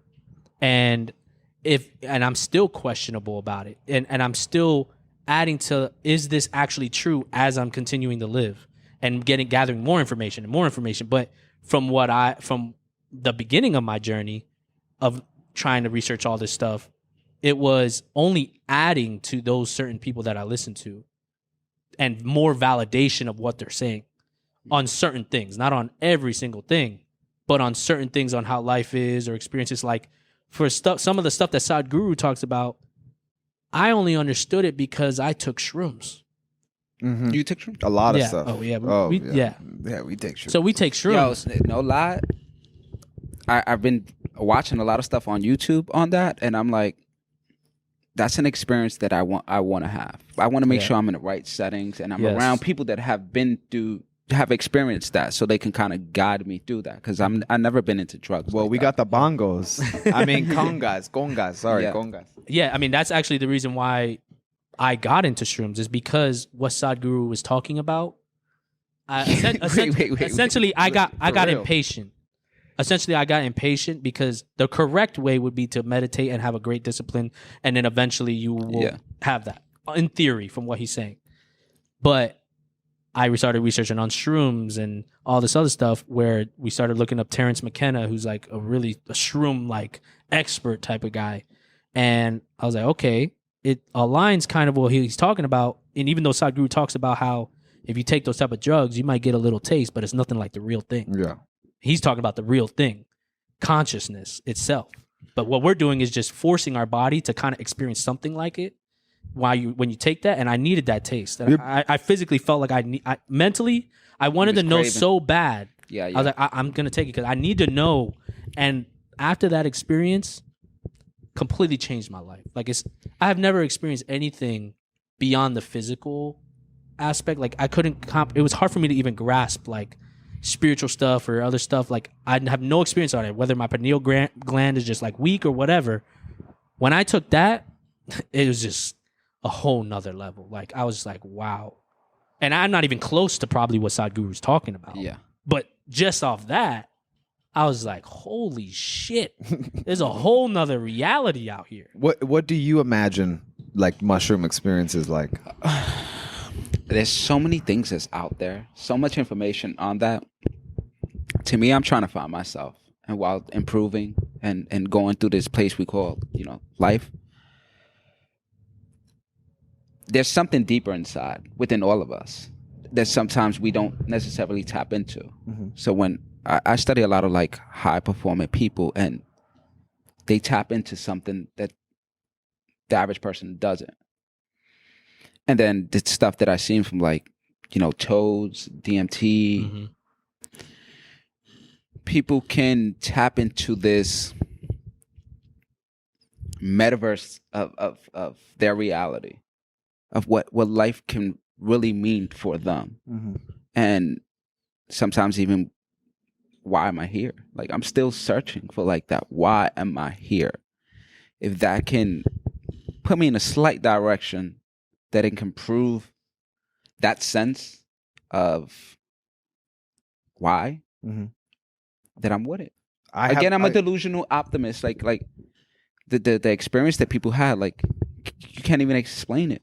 Like that's how I felt like going skydiving. I can't explain it. I want to try that. You just gotta try it. You have to try it. So it's that experience that I'm looking forward. For me, though, just because I found my answer of why I'm here. And for me, the most logical gotta thing. be the most liberating, free thing, right? To know why you here, nothing Absolutely. else really matters. Bro, it feels fit. That's why I'm so happy. Like that's why I think I'm so happy. Yeah. Because to me, so far at least, the only thing that makes sense is that you're here to live your life and absorb the experiences that you have. And that's it. Like, and you decide. What about thousands of years ago? What was life really about? You don't remember, but you might know. You might know in your DNA. For me, it's like you believe in like reincarnation, so I think that it's something like that. I think that all those things that we understand it makes sense to me that little piece. Let's say, okay, all the Hollywood movies, and just using that as a analogy, right? Like. All the Hollywood movies are like religions and ideas and spiritualistic concepts. For me, it's just like take all those movies and little bits and pieces and boom, we have an idea of basically what the reality of existence is. So to me I'm like a piece of life, right? This energy source of life from the source of it all, which most people call God or the universe. And my job is basically like, when you blow a bubble, right? You blow a bubble out of a regular like thing for kids, right? You have all this air here. Then all of a sudden, there's this little piece of water. You blow air into it, and now you have a bubble that wasn't there 2 minutes ago, right? That's you as a being on this earth, in this world. You exist as long as that bubble exists. There to experience it. You were already there in the world, right? The fluid was already in the world. The air inside was already in the world. But now you're experiencing the world as this bubble, in this individual bubble, for the experience. You do whatever you want with that. You create whatever purpose and meaning feels good to you and that you like. And then in just a few short moments, that bubble's just going to burst for whatever reason. And you're back to what you were before you were that bubble. The way you was explaining, the way you elaborated that is like, do I want to come back? Do I want want that bubble to pop? Well, you probably will, whether you want it or not. Yeah, that's the I think there's much more than what we can see. I think there's much more than what we can see. We are all programmed to think, to see, to observe life on how we see it now. But there's a deeper meaning to things. Like look at some of the sculptures people built. Like they spent. I think it was like the Wall of China took 500 years, 1,000 years, right? So to be able to think that far out. I want to get on that, but first I want to clarify what he just mentioned, because we were talking about the bubble thing first, and he said the issue is what? What'd you say? Is the identity and the ego. Yeah. So that bubble represents your ego and identity to your attachments to the physical reality. So we've experienced the ego death on shrooms. You know what the ego death is? So it's an experience. I've seen Tyson talk about it a little bit. So there's an experience that you have where it's essentially when you're tripping, most people will call it, oh, I had a bad trip. That's probably what they were talking about because they couldn't handle it. And it's what it's doing is withdrawing you from your ego and your identity. And it's withdrawing you from it. And you're so attached to it that you're subconsciously, you're not even aware that you're that attached to it until it brings it out. And you can get anxiety and all this stuff because it feels like you're dying. Because you are identifying yourself with something. I'm this type of person. I am this way. I'm this. But when it withdraws you from that, you feel like you're dying because you are attached to that. You think that's you, but you're not you. You're what he was explaining the whole thing. You're just a piece of that. That's what I meant about like this, having this vision, like you a spectator of your own life, having an out of body experience, and that's what you explained. I had that without DMT, and so for me, from my understanding, right? Is it even possible to have that experience? I think so. Yeah, definitely because so we've talked about this. I mean, before. those are just drugs of experiences that we are able to experience ourselves. Yeah. That's the way I look at all those drugs. Because you have those receptors already in your brain and body. They're going into something that's meant there for that chemical. We just don't know how to produce it ourselves yet, or have the ability to tap into that type of So then sensory function of our abilities and stuff like that as human. So we're like, oh, let's burn this because we know that this will hit that spot right, even though we can't. Unless do it. maybe something like externally stimulates something, like people have near-death experiences or stuff like that. Something stimulated something to kind of awaken those extra sensories that we're not aware that we actually have. But people that take drugs, DMT, ayahuasca, they actually get forced into those experiences. So they start seeing, because what happens is your senses are just off the charts. You're throwing your body in overdrive, basically. We had telepathy. Let's just put it like that. But so the identification with ourselves, right? When we say me, the me that I know, like I know that I am more than this body and this mind, right? I know that it has to be, right? I know that for myself. But I only know myself as me, as Philby, as this physical image, this body, these arms. Like, that's all I know as me. If you cut off my hand, I'm going to feel that pain. Like, I know that was supposed to be there. But I know that at some point in time, my body is going to degrade and I'm going to die physically. And then my life force that exists, or my soul or my spirit, something's going to happen to that I don't know or understand. But I know that my body came from here. And I did not come from here because that doesn't seem like it makes any sense to me. And then my body goes away because I borrowed it from here. And then I don't know what happens with me from there. So I think when I go to the bubble thing, right? Like, oh, but what about me? I want to come back. Well, you already existed before this body was here. You just don't know how you existed before.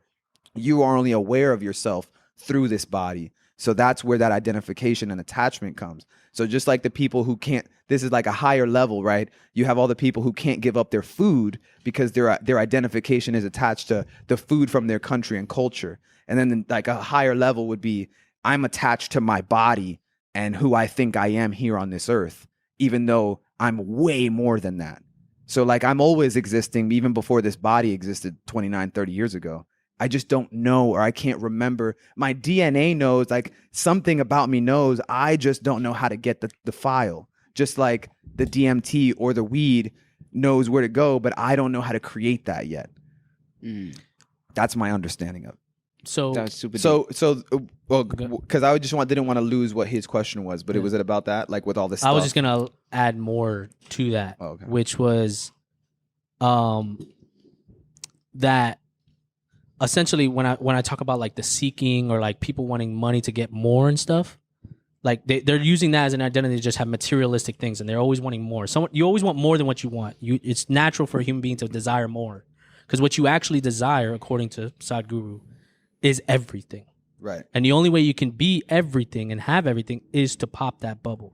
To not be in that body. That is enlightenment. And you're always going to desire that until you reach that. But it's just a matter of how much that desire influences you to want to reach that.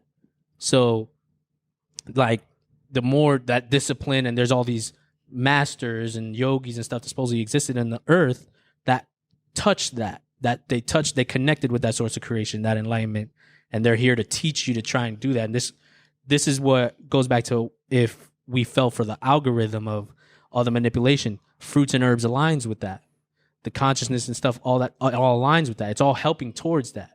That's why all the things that I'm trying to do is go towards that, or at least the way I try and live is going towards that as best as I can, without following for the unconscious manipulation that we have to go through and try and go around all the time. And also why, like, the mainstream and corporate society, all the things that are popular are usually things that stray you away from that, because even religion. So exactly. People that are like heavy in religion, they won't be receptacle to this type of conversation that you guys are having. Right because once you realize that, you start separating yourself from needing to be involved in certain elements of society that you realize are actually negative.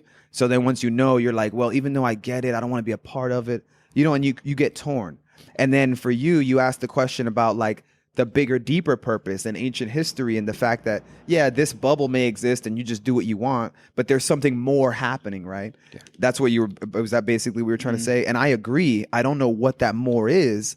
And I think that comes down to what he meant about the expansion, right? Everything we want to do, however that's expressed through you, right? Like the hobbies that I've talked about, we all like podcasting. Other people have other things they want to do. And this guy had the Coral Castle. Those are all individual expressions that you attach yourself to because of like genetic predispositions. But ultimately you're trying to just be everything. And then once you do separate your body or lose that bubble that he mentioned, you automatically are with everything. And then you understand those individual people who built those temples and had those greater things they were trying to connect to. You are automatically plugged into all of that once you either achieve it or die, essentially. Right. And then you understand it. And then I don't know what the hell happens from there, but that's my understanding of it. That sounds like quantum physics. Exactly. That's exactly right. Because the more you go into quantum physics, the more loony. You see how he lit up? Exactly. Because the more I learned about that, it was mind blowing, And then that's why I brought up what we talked about cells and the planets and billions. Yeah. There was a comment. I can't read it.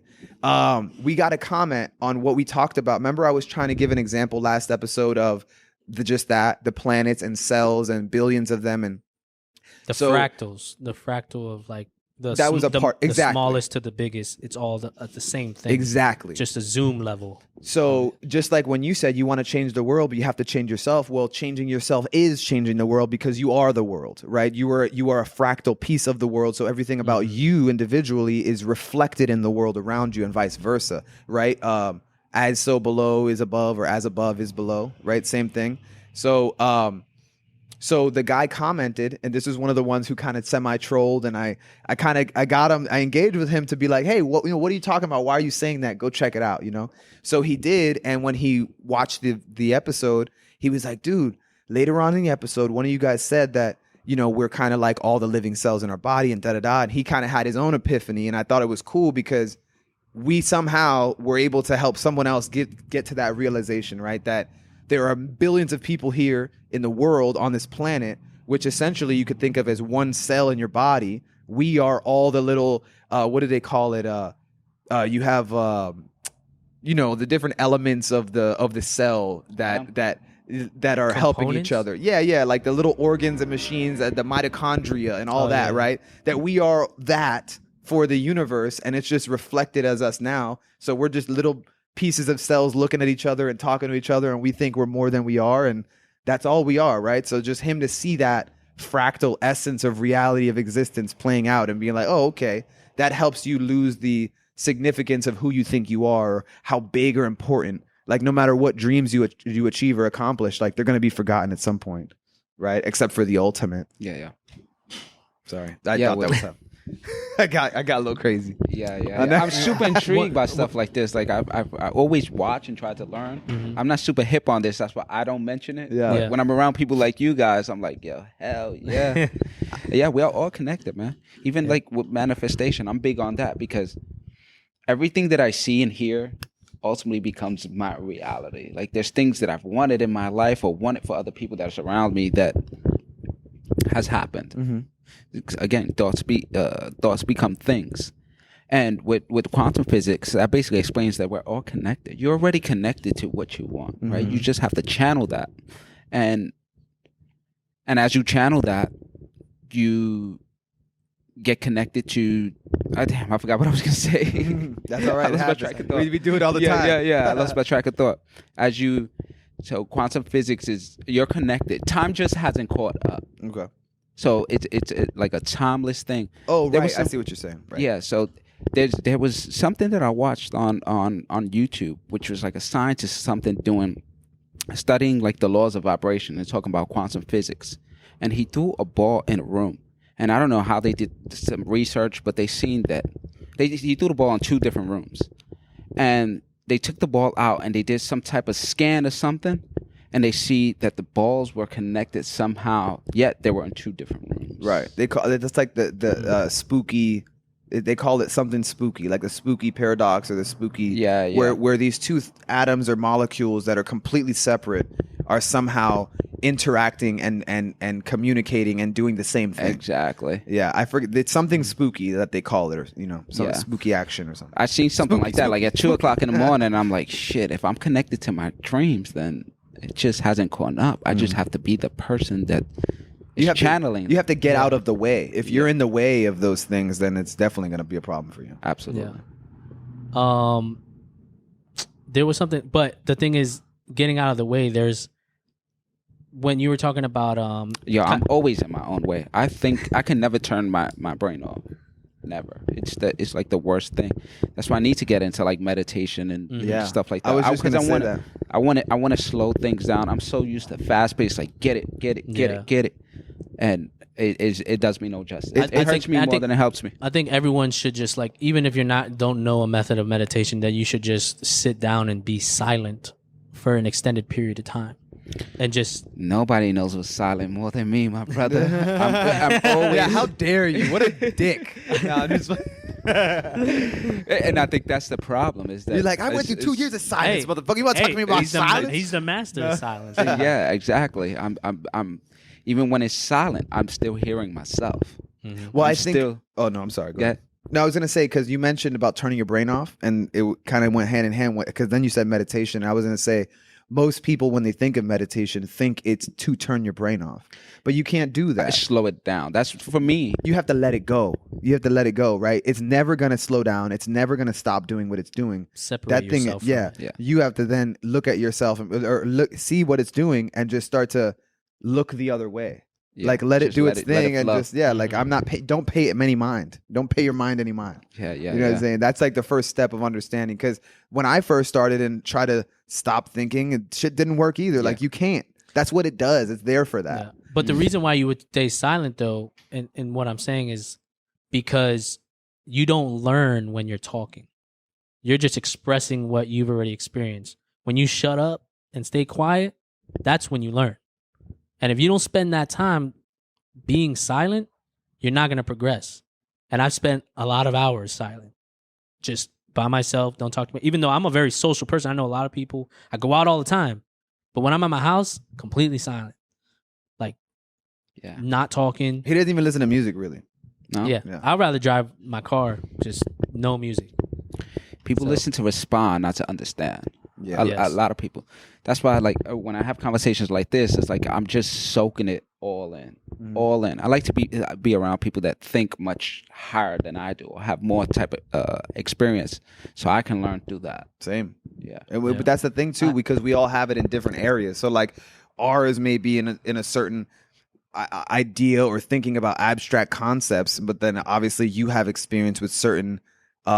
You mentioned that you built your business to the point where now you can expand and not have to like we're trying to work to that. So the experiences that we were accumulating during that time, we can mutually benefit off of it. Right.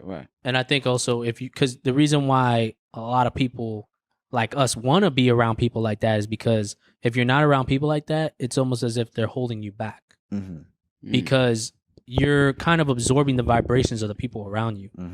And unless you're in like complete control of your aura, which obviously most of us aren't, if you're like Sadhguru level or something like that, but you're absorbing that energy from them. But I also look at that as kind of an experience because there's a lot of people that I hang out with or I know that I would never have this conversation with. Yeah. But I have a different connection with them. But I had to realize that and sorry to cut you off, just recently. because I was on this like entrepreneur wave. Like, if you're not on this, or if you don't understand this conversations that we're having, like, I don't need to be around you because I'm not getting nothing out of it. And I realized I became super miserable. You know what it is too, because if you're not gonna get something from everybody, but for the people you're not getting something from, you're giving something too. So like That's also a need. But I've also seen this: you get something from everyone. Yeah, From every for sure. single one. Now I have like, But the balance may be different. So like in our relationship, you may get more value from me than I get from you, even though I get some.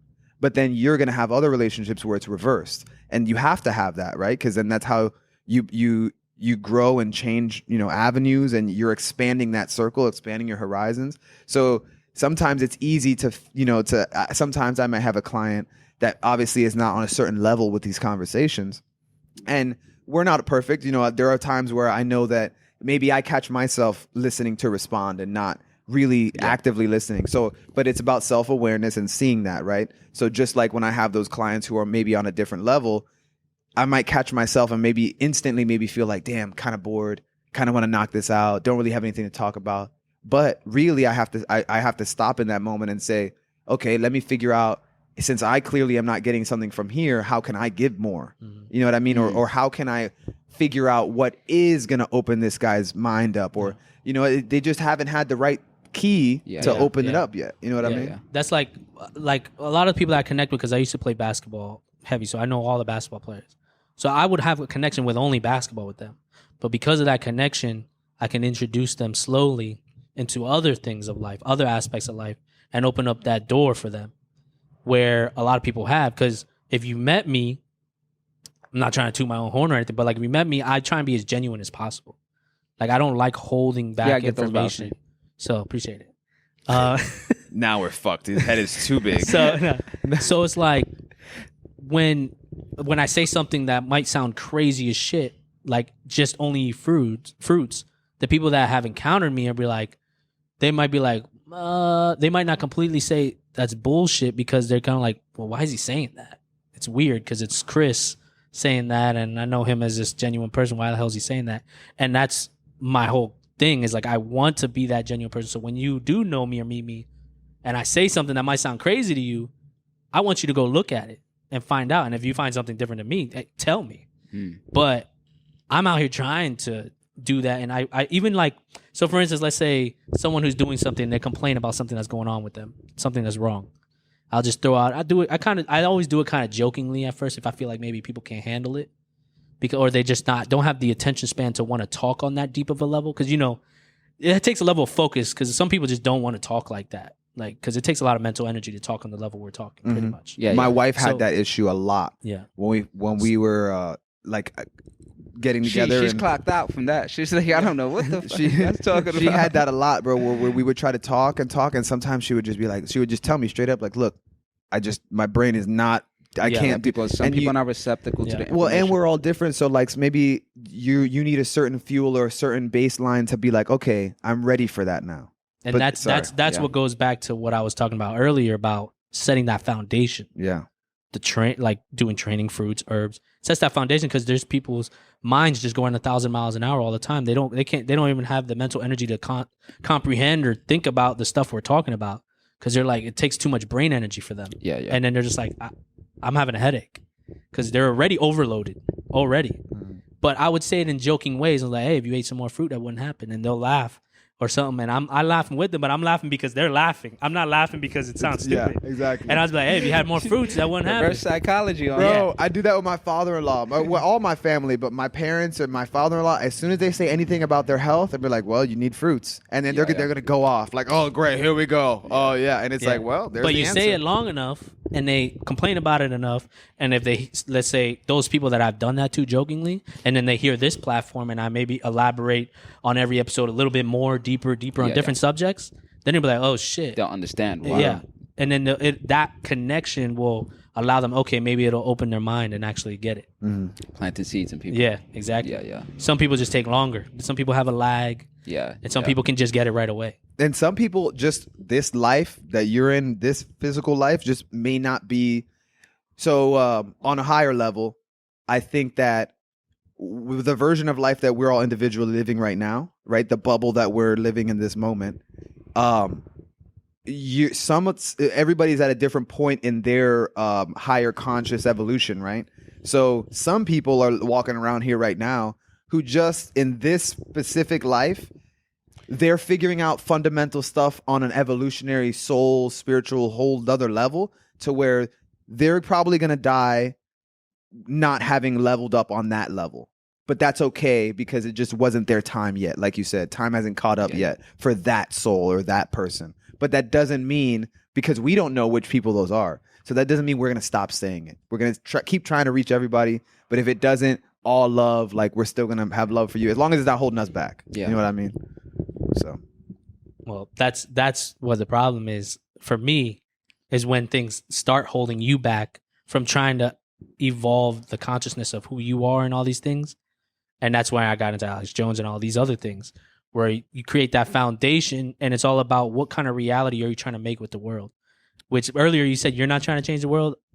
I'm honestly trying to change the world. Like that's literally my ultimate goal. I have little sub goals within that goal, but the real goal is to create and change the world into a more conscious planet as much as I can. Because it's creating those foundations, which will then create less corruption and people who, because it's all about the individual, like you were saying too. You have to change yourself first, which is why I also like Sadhguru, because he talks about, don't worry about anything that's going on around you. You need to change yourself first. You need to figure out yourself first. And once you do that, once you're capable, then you can teach other people. Mm-hmm. That's like if you become extremely good in basketball, you did it, now you become a good teacher and you teach the next generation. But if you haven't done it yet, which is like all these managers of corporations, all these other things, they haven't done anything the correct way. They're not even able to manage themselves, and they're managing the whole world. You're managing the whole world and you don't know how to manage yourself? That's insane. Yeah. And then that's when all the bullshit happens. All the unconscious decisions, all the corruption, all these things, chasing the money and all that. And that's all just a consequence of all that. And then you start restricting my stuff on what I'm trying to vision. So it's like my vision, or what other people, I'm sure there's many other people trying to raise the consciousness as well, is clashing with what I think is some other force trying to lower the consciousness and make us unconscious, which to me is evident from just the way that things happen in the world and certain things. Because there's a certain point where a lot of people will say things are by accident. Oh, he just did it because he didn't know better. Or this politician didn't know about this or didn't know about that. Well, how many times do they need to fuck up for you to think it's not an accident anymore? How many times does this doctor need to keep doing these things, not healing people, doing anything like this, for you to think maybe it's not by accident, which there are people who are just doing it and they don't know. Maybe they're doing it on purpose. Because if I look at it this way, if someone like me can research and find out about fruits and health and all this stuff, and I've seen people, I've gone to Dr. Morse's certification class, I've met people around the world who have healed people, regenerated bones, regenerated paralysis. Like, why you're telling me these top level people never came across this information? Yeah. That's insane to me. So then you got to question, okay, so is this on purpose or not? Because everyday people are finding out about this, and you're not, and you have all the resources in the entire planet. And money. Yeah. All the money. So that's where it gets into, okay, now there's, from what you said earlier about like not, or I don't know if you were saying exactly that, but like not really kind of opting into the conspiracies. Yeah. Yeah. That's where I felt like I was forced into opting into it, because it's kind of like the duality of life. The battle of good and evil is constant. Consciousness and unconsciousness, all that thing. It's a constant. That is the basis of the reality and how it functions. Because without that side, you won't have this other side. Mm-hmm. It's just, if you're in control of your experience and your reality, which side do you want to create? Which one do you want to win? Which I want the conscious side to win. I want all of us to connect together. I want us to have a good time together. I want us to have a great journey. I don't want us to have all these trials and tribulations and obstacles throughout my whole damn journey. I mean, obviously, if it helps me grow, but that's the reason why you grow. You have all these extreme wars that happen throughout the history and all these things, and we learn from that. Mm-hmm. All these deaths, and if it wasn't for those emotions, you have to think, well, would we know better if we didn't do that? Yeah. So that's where understanding that evil is there for a reason too, and darkness is there because you have to have both. Yeah. That everything happens for a reason. It's a horrible thing that happens, but there's a reason it happened. Yeah. I think that's something that we often miss. People ask that all the time when it comes to finding themselves or God or religion. Like, well, if God loves us, why would he do all these things? Well, there's a lot more. People ask the wrong question. That's what it is. Exactly. They ask the wrong question. But a lot of people are not receptive to like this information that you guys are spreading right now. Like a lot of people will need that information that you're talking about. Even me, like I know it's much more than this physical being that I have here, and it's just so much information that sometimes I get super turned off. It's overwhelming. Yeah. It's overwhelming. You got one side saying something, then the other side same thing. It's like, yo, what do I believe? But you know, and then I what's start crazy? questioning what do I believe, and then I just keep peeling layers back. But you know what's crazy about that is what's entertaining to me. Yeah. When it's so overwhelming information, I get excited and I'm like, I want to figure this out. My eyes get cross-eyed. I'm just like, oh hell yeah, I want to figure this out. Oh, this is bullshit? Okay, let me prove you wrong. Let me actually dive deep, because a lot of people debate or anything on surface levels. Like if it was a scale of 1 to 5, they're explaining things on level 1 and thinking they know what they're talking about. I was like, bro, you're missing level 2, level 3, level 4, and level 5. Yeah. What are you talking about? That's like when you talk about fruits. We talk about fruits the way we do, and the first response is like, what about all the sugar? At that point, instantly it's like you're missing a whole lot of fundamental information. Yeah. Because it just gets me excited to kind of like navigate information and figure it out. And then I'm just like, okay. And I think it's almost like a feeling inside of me is like, okay, I'm closer to truth. I'm closer to enlightenment. But then I started realizing from Sadhguru, that's just my logical mind. Yeah. And the logical mind is trying to advance itself to a point where it can advance itself. This is something that's experiential. Yeah. And that's where my interest shifted to being obsessed to understanding what's going on in the world, to being like, what's the solution and what kind of outcome do I want? Because you can get lost in that complex world like Alex Jones does on a deep level. Just like we can, like you said, you opt out of it. And for me, we talked about it before. Last year, exactly a year ago, last June, I kind of went through a moment where I got too deep into it and it was affecting me negatively. And I had to step back a little bit to be like, okay, something's going on within me right now that's not letting me take this as the information I need and separate it. And I'm allowing it to impact me and what I got going on. So I had to take a break from it. And then whenever I was ready, I was like, all right, time to get back to work and get back into this information. Yeah. And it's there's a certain level where it's like, okay, I want to create this, but then there's a certain level where it's like, okay, well, when's the time to actually battle against it? When has it overstepped that boundary? When, okay, now you're affecting me. Yeah. And that's where, especially in these last few years, where it's crossed the line for me. It's always crossed the line for me.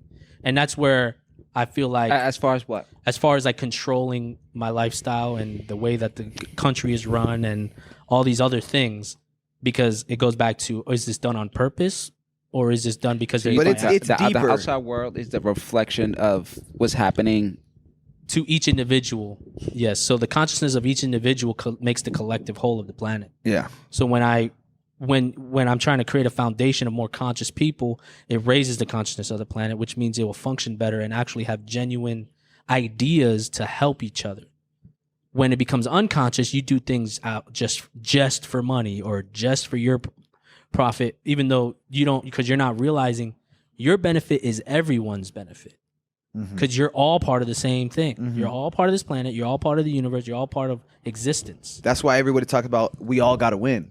All these things, these phrases, they come from a place of obviously real concepts of existence. Yeah. And history repeats itself most definitely. And then just like he's talking about like those systems and the power and things that the conscious battle, right? When he talks about it being holding people back, people always jump to government first, like, which has its plenty of issues on its own, right? And good things too. I think it's 100% useless, but it's not just government. Like there's a lot of things about the way that we live as a species on this planet now, and just the way the world runs. And when we say the way the world or the country is run, government is a part of that, but it's not just, oh, the politicians and the government are the problem. It goes way deeper than that, like way beyond the government. And I think that sometimes people are just too narrow-minded to see that. And also distracted. Like what we were talking about before. They don't have time for that. Like sports. Sports is the one, I would say, one of the biggest distractions. Just like the Colosseum was in Rome when it existed. Although we love to watch sports and do these things, but at a certain point, it's a balance of life where it's like, if that's a diehard, let's say diehard fans, right? That's all they've consumed their life with. And now, let's say they have something like Nazi Germany happens. It was because you were focused on that the whole time. And that is the distraction that they create. Not that the distraction itself is bad, because it's entertainment and it's all about your choice of what to do, but it's taking advantage of certain experiences of life. Isn't life about moderation, though? Yeah. Having moderation, right? Balance, yeah. I like the word balance better, but same thing, right? Well, no, almost the same thing. I like the word balance better. Why? Why is that? I like the word moderation. I feel like because it's not relative, right? Moderation sounds like no matter what you're gonna do, it should be less. Well, I guess it's wrong. It's wrong. It's wrong. It's just the way that I perceive the word, right? The word moderation is, I guess, to moderate relative to whatever is being moderated, right? Now that I'm thinking about it, but the word balance seems, it just fits better to me because moderation sounds like whatever you're doing, just do less of it. Or even if you're doing something bad, you could do something bad, just do a little bit of it. When it's like, fuck, I'm talking myself into circles here. I don't. No. Right, and the reason it's just a perception, I think. Yeah, it's perception. Perception of it's the word. Because you guys are so in depth into the spiritual and Sadhguru and stuff like that. That's the right word for you. Yeah. Because that's where you at in life. Exactly. And so for someone like me who's not into that deep like you guys, like I'm super interested and intrigued, I would say life is a balance because you have a little bit of this. You know, I'm looking to find myself, but I like other things as well. Right.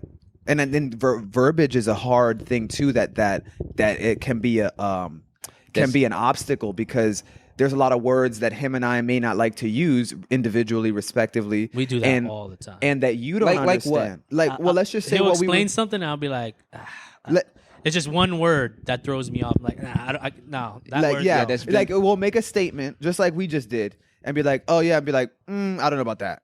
Only because of the one word you use. Okay. Yeah. So you just black out everything else? Not black it out, but we'll have to like go into further discussion about, well, when I say that, this is what I mean. And I think that the easiest thing I can relate to in this concept would be like a person who has a foundation or a base in religion and who is also curious and wants to talk about this stuff.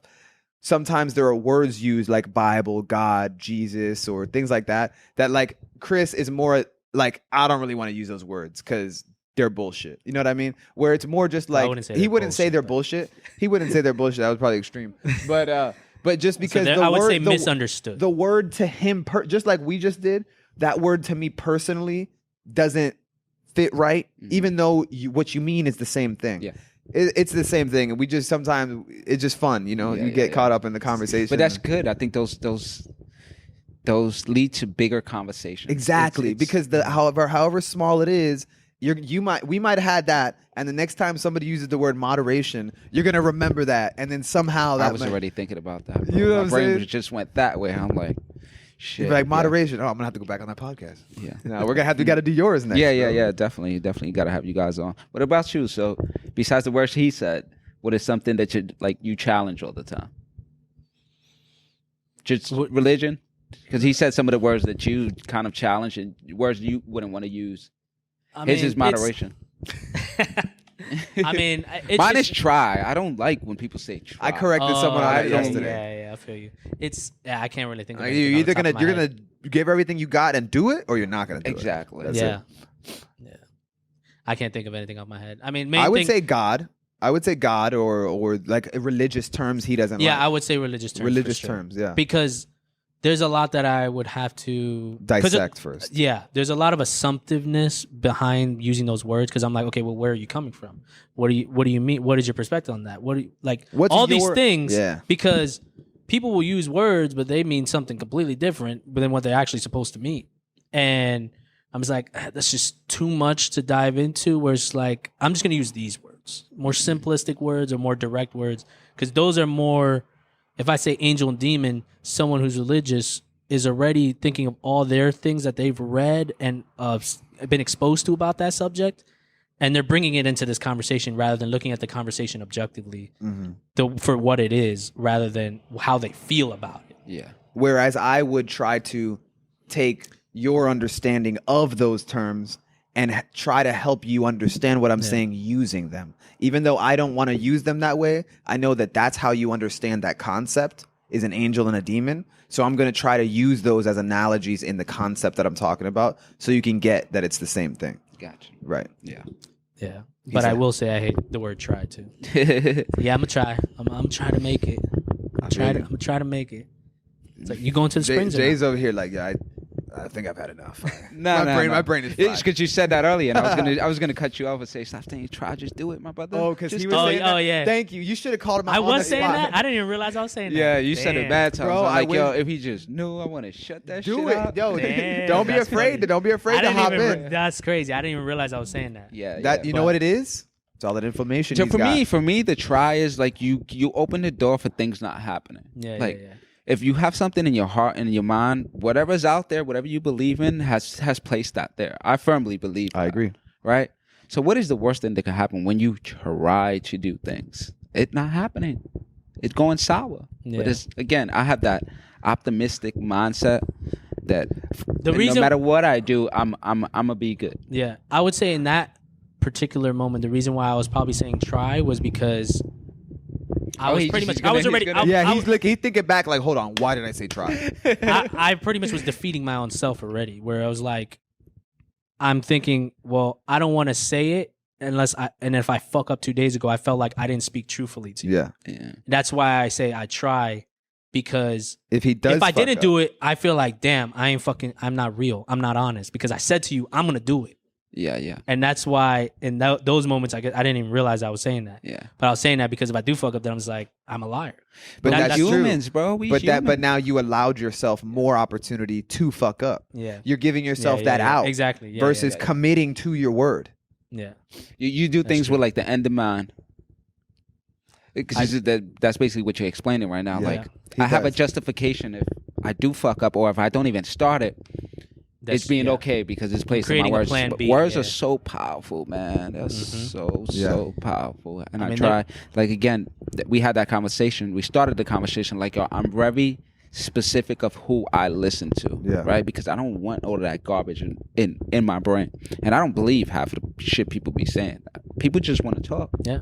But that's the way it should be. You shouldn't believe what they say, but you shouldn't also disbelieve what they say. That's why we do this. Yeah. That's why we do this. You should just look into it, absorb that information. If it makes sense, it doesn't. Do your own research. If it doesn't, then throw it out the window for you until it's something that actually is true and something triggers that for you to be like, oh yeah, nah, he was saying the truth because of this, and that.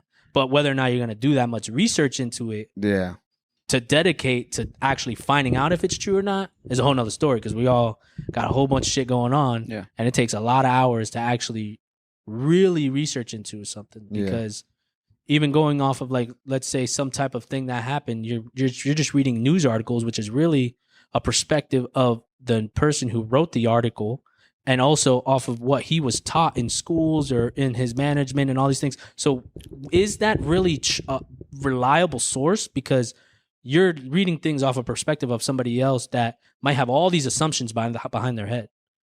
And there's very few concrete things. Like, let's say a government document would be a concrete, like, evidence of something. You don't fuck with them. But no, I don't fuck with the government. Well, I think that's part of the reason though, that a lot of people are afraid to do even podcasts, or just to have real. We talked about, people don't have these conversations, or a lot of people don't, and it's because they're afraid to go into the conversation, maybe not knowing everything, because the conversation is it's not I think people sometimes they think with talking is like only straight fact, when like you're like figuring shit out when you're having a conversation, right? You have all the for us, I have all these thoughts in my head throughout the week, then I know I'm gonna hit him up and now I'm going to say them out loud and try to put the ideas together and really see if it makes sense out loud. And then I know he's going to hear it. And if he hears something that's flawed in it, he's going to challenge me so that I can think deeper about that idea. And maybe I missed an aspect, but I'm not afraid to talk about some crazy shit I'm thinking about, because if I don't talk about it, I can't figure it out more. Even if somebody thinks what I'm saying is crazy, or sometimes I ramble a lot, obviously, when I'm thinking and while I'm talking, because it helps me put the pieces together, and I need to hear it out loud. And then once you guys respond, I can kind of calculate that a little more. But people are too worried about sounding stupid or somebody judging their opinion. And it's like, bro, you need to figure it out. Don't be afraid. Even I talk to my wife about this same thing when we talk about our relationship, because you have to have a conversation knowing when you're talking about your feelings, you're not always going to be able to express it the way that you feel it. But if you don't try to express it and use the words and hear them, you won't know if what you're expressing is how you really feel. You might be thinking these things and you might say one thing, but you don't really try to talk out your feelings. So you never get to truly express what you really think, and your partner won't understand because you didn't try. And even if you try to say it, but then you say it out loud and you're like, wait, that's not really what I meant. Or give them the opportunity to challenge it in a hopefully respectable way, so that you can say, okay, when you said that, this is what I heard. Is that what you meant? And then you can say, oh, wait, okay, no, this is actually what I meant. But conversation is a give and take, and it's a building process. It's not like, oh, you said that, boom, I got you. You said that, that's wrong. Nope, that's not accurate.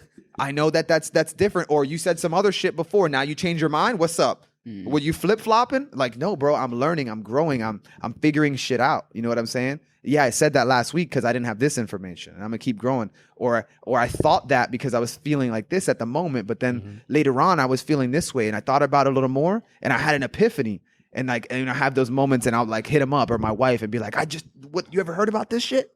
You know what I'm saying? But what he's talking about too is also when you're expressing it, talking is just a tool of expression of what you're feeling on the inside or thinking on the inside.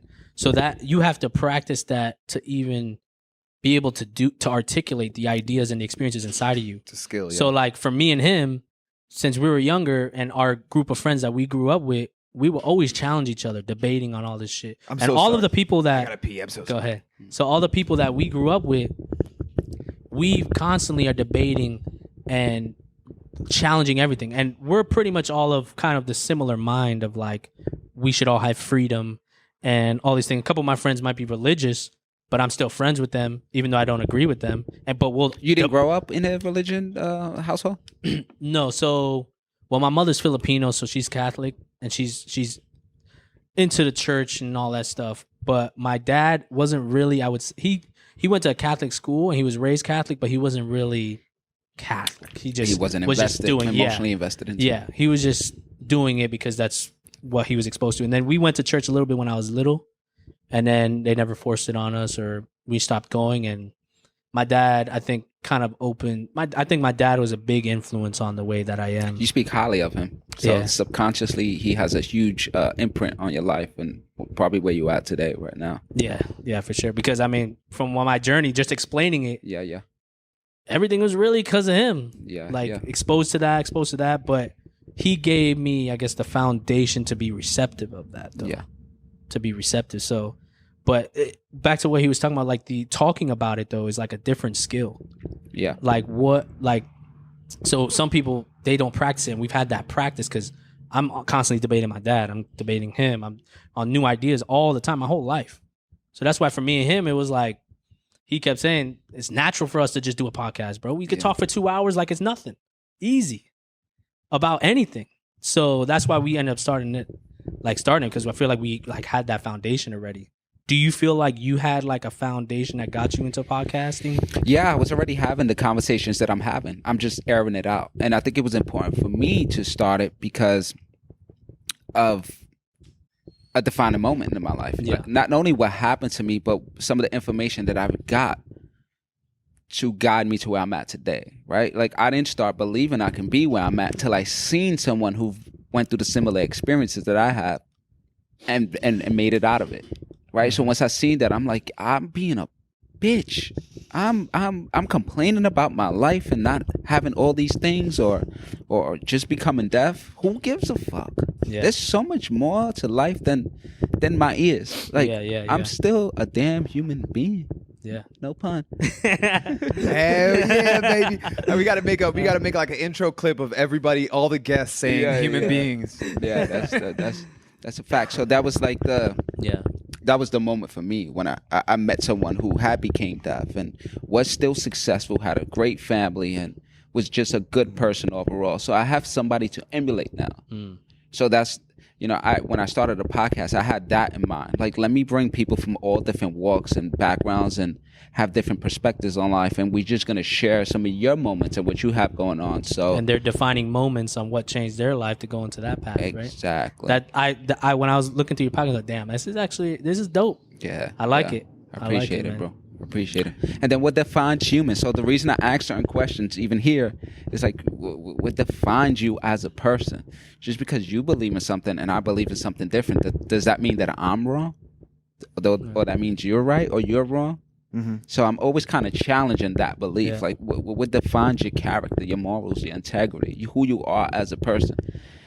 Like on our show, I don't care like what type of business you have. We'll talk about a little bit. We'll entertain the entrepreneurship, but that don't make you who you are. Right. You feel what I'm saying? It's just so I'm super inspired by those conversations. We often hear like the rags to riches. Like, we don't care about none of that. Like, give us the game. You went through something that someone out there is struggling with right now, or you're going something through right now that you can potentially give somebody value in a sense where they can change their mindset, right? Some people have it all, but yet have nothing. And for me, I felt like that for a very long time. So, yeah, that's a defining moment, bro. Right there. Yeah. I like that too. When I first watched your episode, obviously the first one I watched was with Nelly. And then obviously he told me about the Deafine, and I was like, okay, that makes way more sense.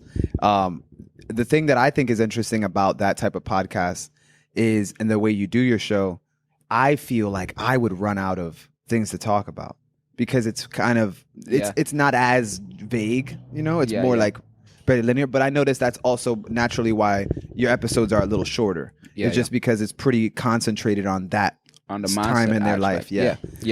Do you ever feel like you, when you're having these conversations with all these different people and entrepreneurs and things, like, obviously once people like us all get together and you start figuring your own purpose and your direction and what you're going to do, we all at a certain point start to understand the same concepts, right, through different perspectives. So do you ever kind of feel like you're having the same conversation?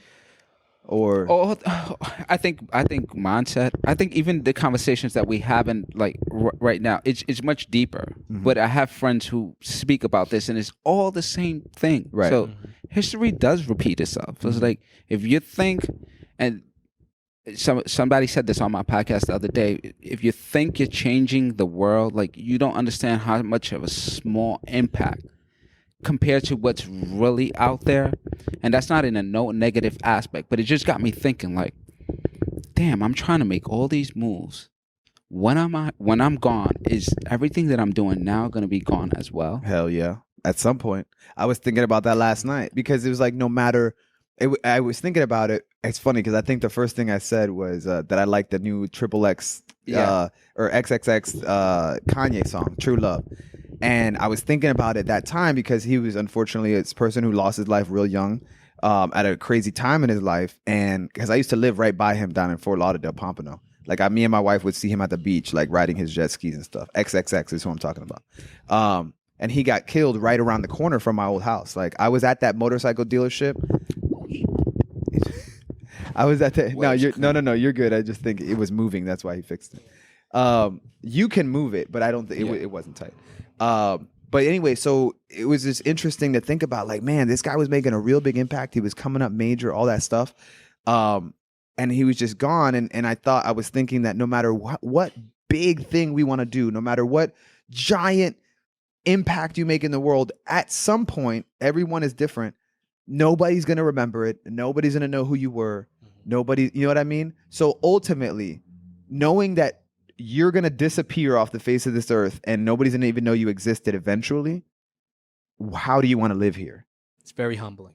Yeah, because I thought about that last night and I was like, man, but that goes to like think of Jesus. Right. There's a lot of conspiracies with that. You probably ready to jump on my ass right now. I think I would be in that sense. I heard so many different stories, man. And I came from like a Christian background, but I'm not opposed to any conversation. But what he has done has literally... It's worldwide. Worldwide. You go to any country and you know about Jesus. Mm-hmm. What did he do in particular that changed the world? Think about that. Are you asking me?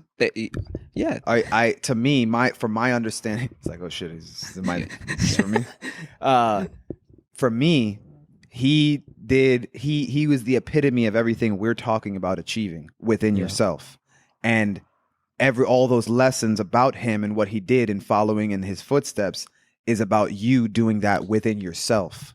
And because that kingdom of God, that heaven, all of that is within you. Mm-hmm. And the only way to find that, just like Sadhguru talks about, is by turning within yourself. The kingdom of God is within you. It has nothing to do with the external world. It's not some place you go to.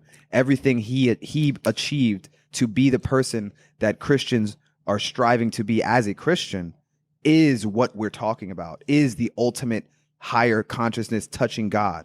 That's what that is, because we are all that. We are all a smaller version of that, and we just need to replicate it in our own physical realms. That's how we do it. That's what he did. Let me just elaborate. I mean, go back to what he was saying with He laughing. Like when me thinking that the Bible and Jesus is bullshit. I don't think that. Number one, I think that the perspective of which other people have of it is diluted and messed up. Because as he just said, all that stuff, I think of the Bible as a historical book of what's happened in the earth.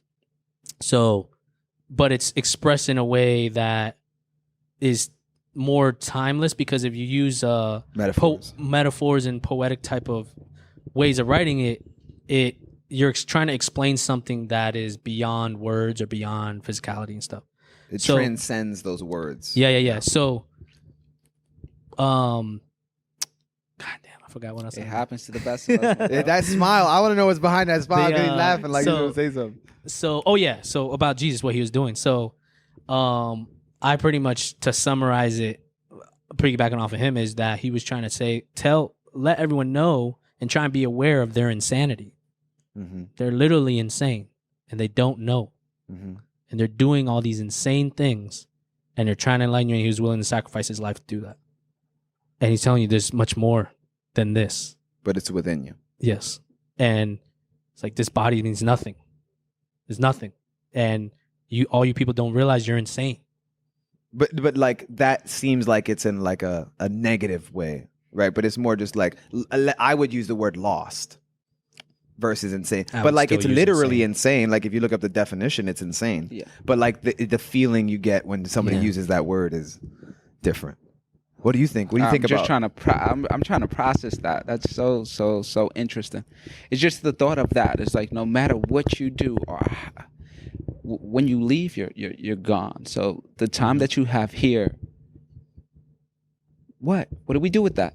Yeah. You do what you think is most important to you. What means the most to you while you're here. Like, to me, that's what I'm supposed to do. Because if we all do what means the most to us, we will all pour our hearts into it, and with no malicious intent, right? If because I guess one could argue that, right? And be like, well, if everything you want to do is go rob people and stab people, but I don't think that if you deep down you don't really want to do exactly. that. Anyone but that's so subjective, because what if I was raised that way, and that's a part of me? That's part of my system of beliefs. You're right, and that would be part of the unconscious living accident thing that you were unfortunately born into, because now you're not able to make your own decisions because you're caught in these unconscious habits. So until you get exposed to a life or a way of living outside of that, and once you do, you'll automatically start to see how negative your life is, and then hopefully you'll want to move out of that. But that's like, women, and I'm just saying women because it's seems to be predominant, or you think that way. But like when women get caught up in a like abusive relationship, and like everyone knows you don't want to be in Men that. get beat up too. I know, but it's just the common like visual, right? But like they're in an abusive relationship, and everybody's telling them to leave. They know they should leave. They know they don't deserve it, but they can't do it. Like it's a bad thing, but for whatever reason, in their health or their mental state, they want to get out of that. They don't want to be in it, but they're stuck in it. And I'm sure that same situation applies to that. It's just a matter of like, what is the key? What's the thing what's the stimulus or the stimuli that you're going to be able to apply to this person or show them, and so they finally realize you're in control here.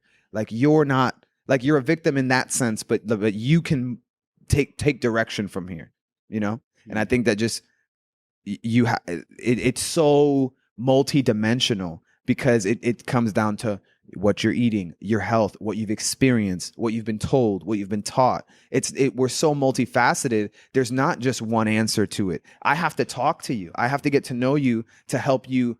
And not that I have the answer, but I can help you try to figure it out with just my hearing you out, and then using my own experiences to maybe say something that might trigger a thought for you. That's most of the reason that I talk the way I do, right? Is because I just don't want to leave information off the table that I have that may mean nothing to me at the moment, but may change everything for you. Because there's so many times that I've just heard one statement from somebody that just clicked with all this other information that I have that had nothing to do with what we were talking about. And I'm just like, holy shit. Yeah. That's another podcast. Right? And it's just, so for me, I'm just like, I don't care if I ramble sometimes, but if that one statement comes out, I'm happy. Yeah. You know? But that's what makes you human, man. I appreciate it, man. Hey, man. Well, I really appreciate you coming on the show, bro. Yeah, I think this is an amazing episode. I really enjoyed it, bro. Great talk. For sure. And it's exciting too, because you're the first person on who has their own show that's already been established. You have a studio, like, so it's really dope to interact with you, especially because we never met you before today. Yeah. So, we talked for like 10 minutes on the phone. That was it. So I mean, I got goosebumps, bro, just because obviously, we're same wavelength. We're all in Ocala. Like, bro, we're about to change the game out here for real, bro. Game. I believe like in collaborating is important. Like, I'm gonna leave here better than what I came in, and that's important. So I just want to say I appreciate you for allowing me to come here and share some time with you guys, because that's all we're doing. We're sharing time with each other, for sure. Man. So I appreciate and making time for it too. I think that too many people, man, they give excuses for why they're not doing things, and it's like, bro, what do you? How do you keep saying they're trying? And exactly. I don't even focus, bro. That shit used to piss me off so much that I don't even focus on that. I only focus on things of people that are living the best way they can, right? Yeah. Just moving forward. Anything else to me, it just slows me down, and I really can't pause. Yeah, for sure. So, well, now, like I said, dude, we really appreciate it. We're gonna we're gonna be working that out now on the back end, see what we could do to get on your show, bro. Yeah. We'll talk about scheduling and stuff like that. Definitely. Where can people listen to your show though? On YouTube at Deafine Podcast, DEAFINE Podcast, and then we're on social media, Deafine Podcast with an underscore in the middle. Hell yeah. Awesome. Yeah. Thank you, bro. Awesome, bro. Thank you, man. Until next time, thank you, bro, and have a good one, man. That's a wrap. Appreciate it, bro. We out of here. Stop taking my line, man. He said that every episode. The last two, I said that's a wrap, and it's a wrap. That's a wrap.